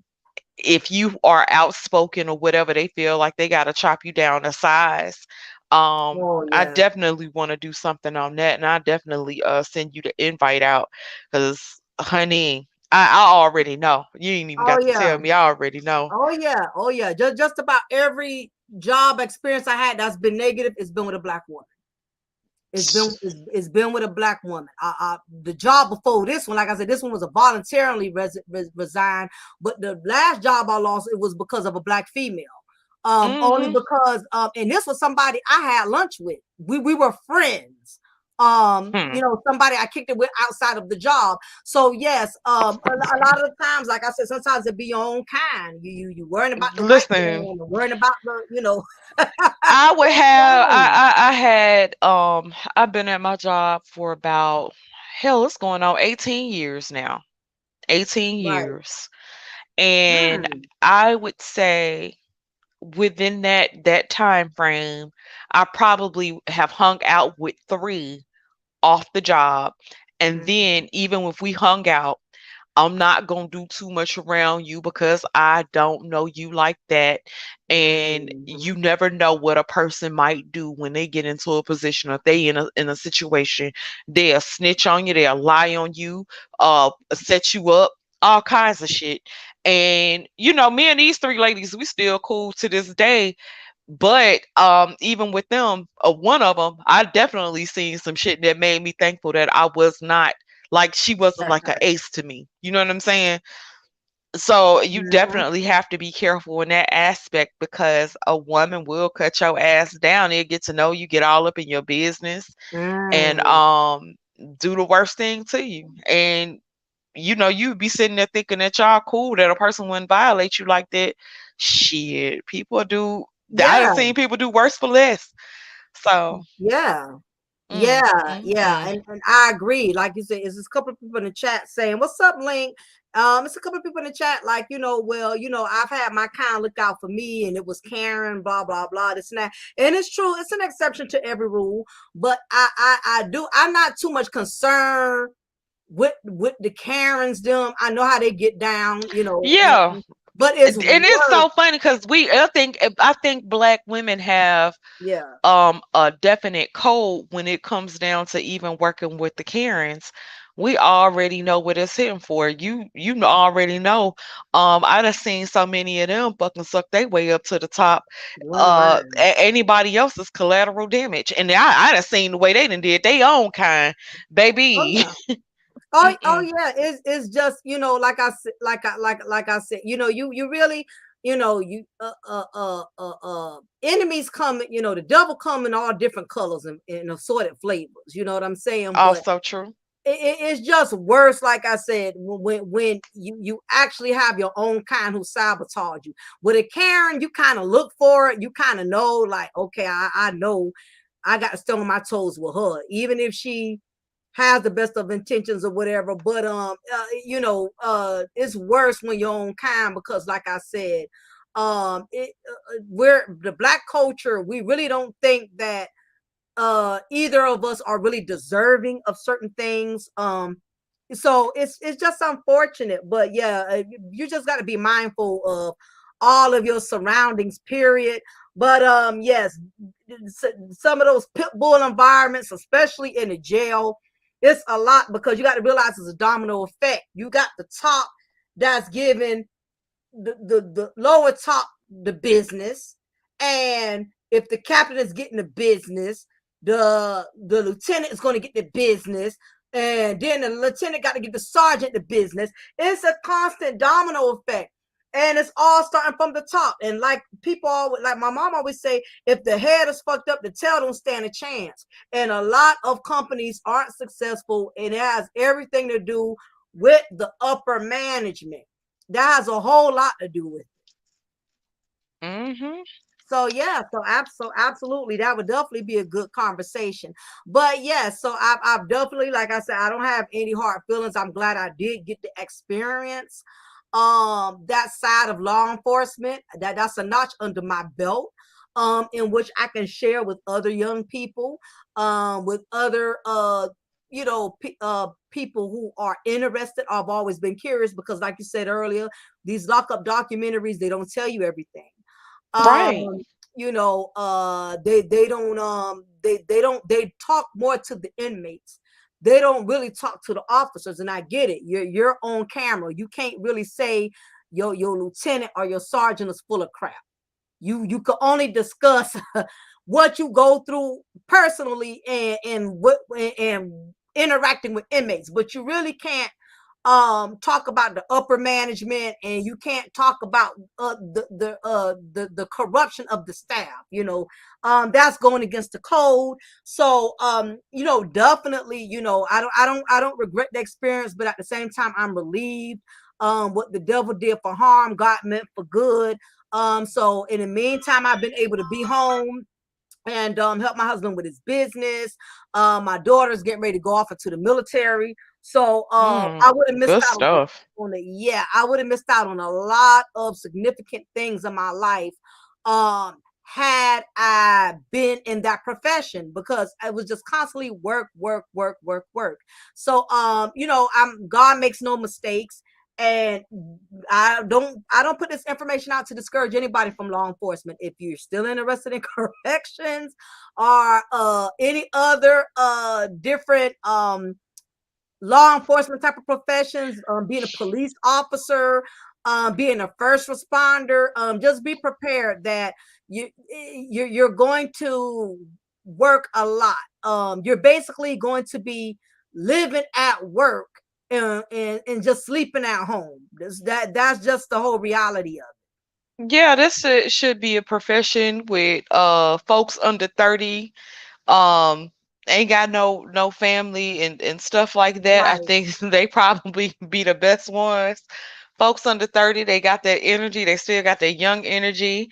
They used to being up all night partying and shit. They need to be the ones, babe, because I it's agree. a strain. It's a strain on a family life. Yeah, it's definitely a strain.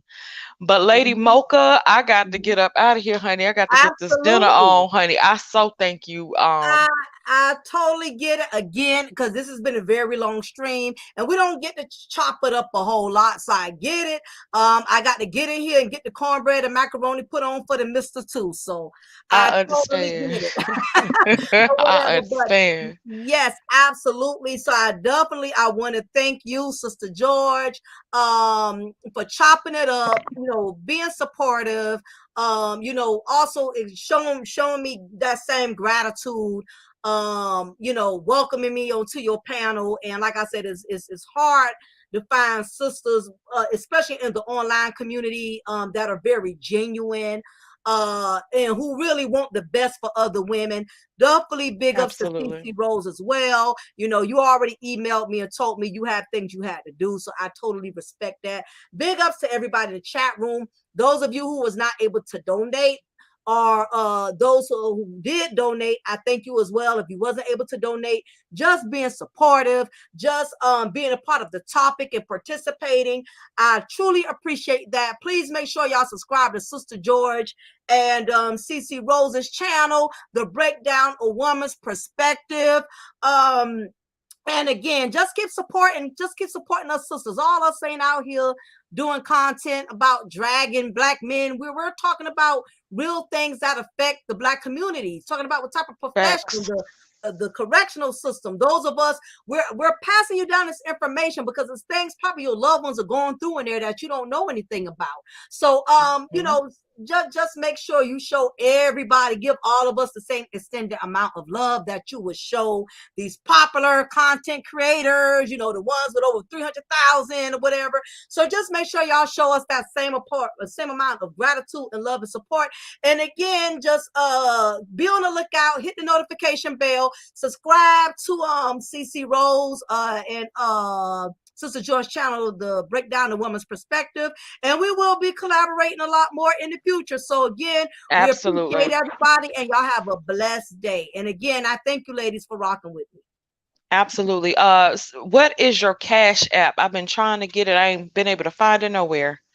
Oh, I should be Cash Apping you. You the one over here on Lady my Mocha, we screen. ain't tripping, baby. What is the Cash App, Yeah, honey? I really appreciate that. But I'm gonna put it in the link, and also for anybody else who wants to support the movement, to help expand the brand, to help expand the platform, I would appreciate it. $2, $3, it don't matter. I take EPT cards, I take light bill extensions, you know, I I'm take finna child do that. support. You don't have to do a DNA test, you know, I take child support.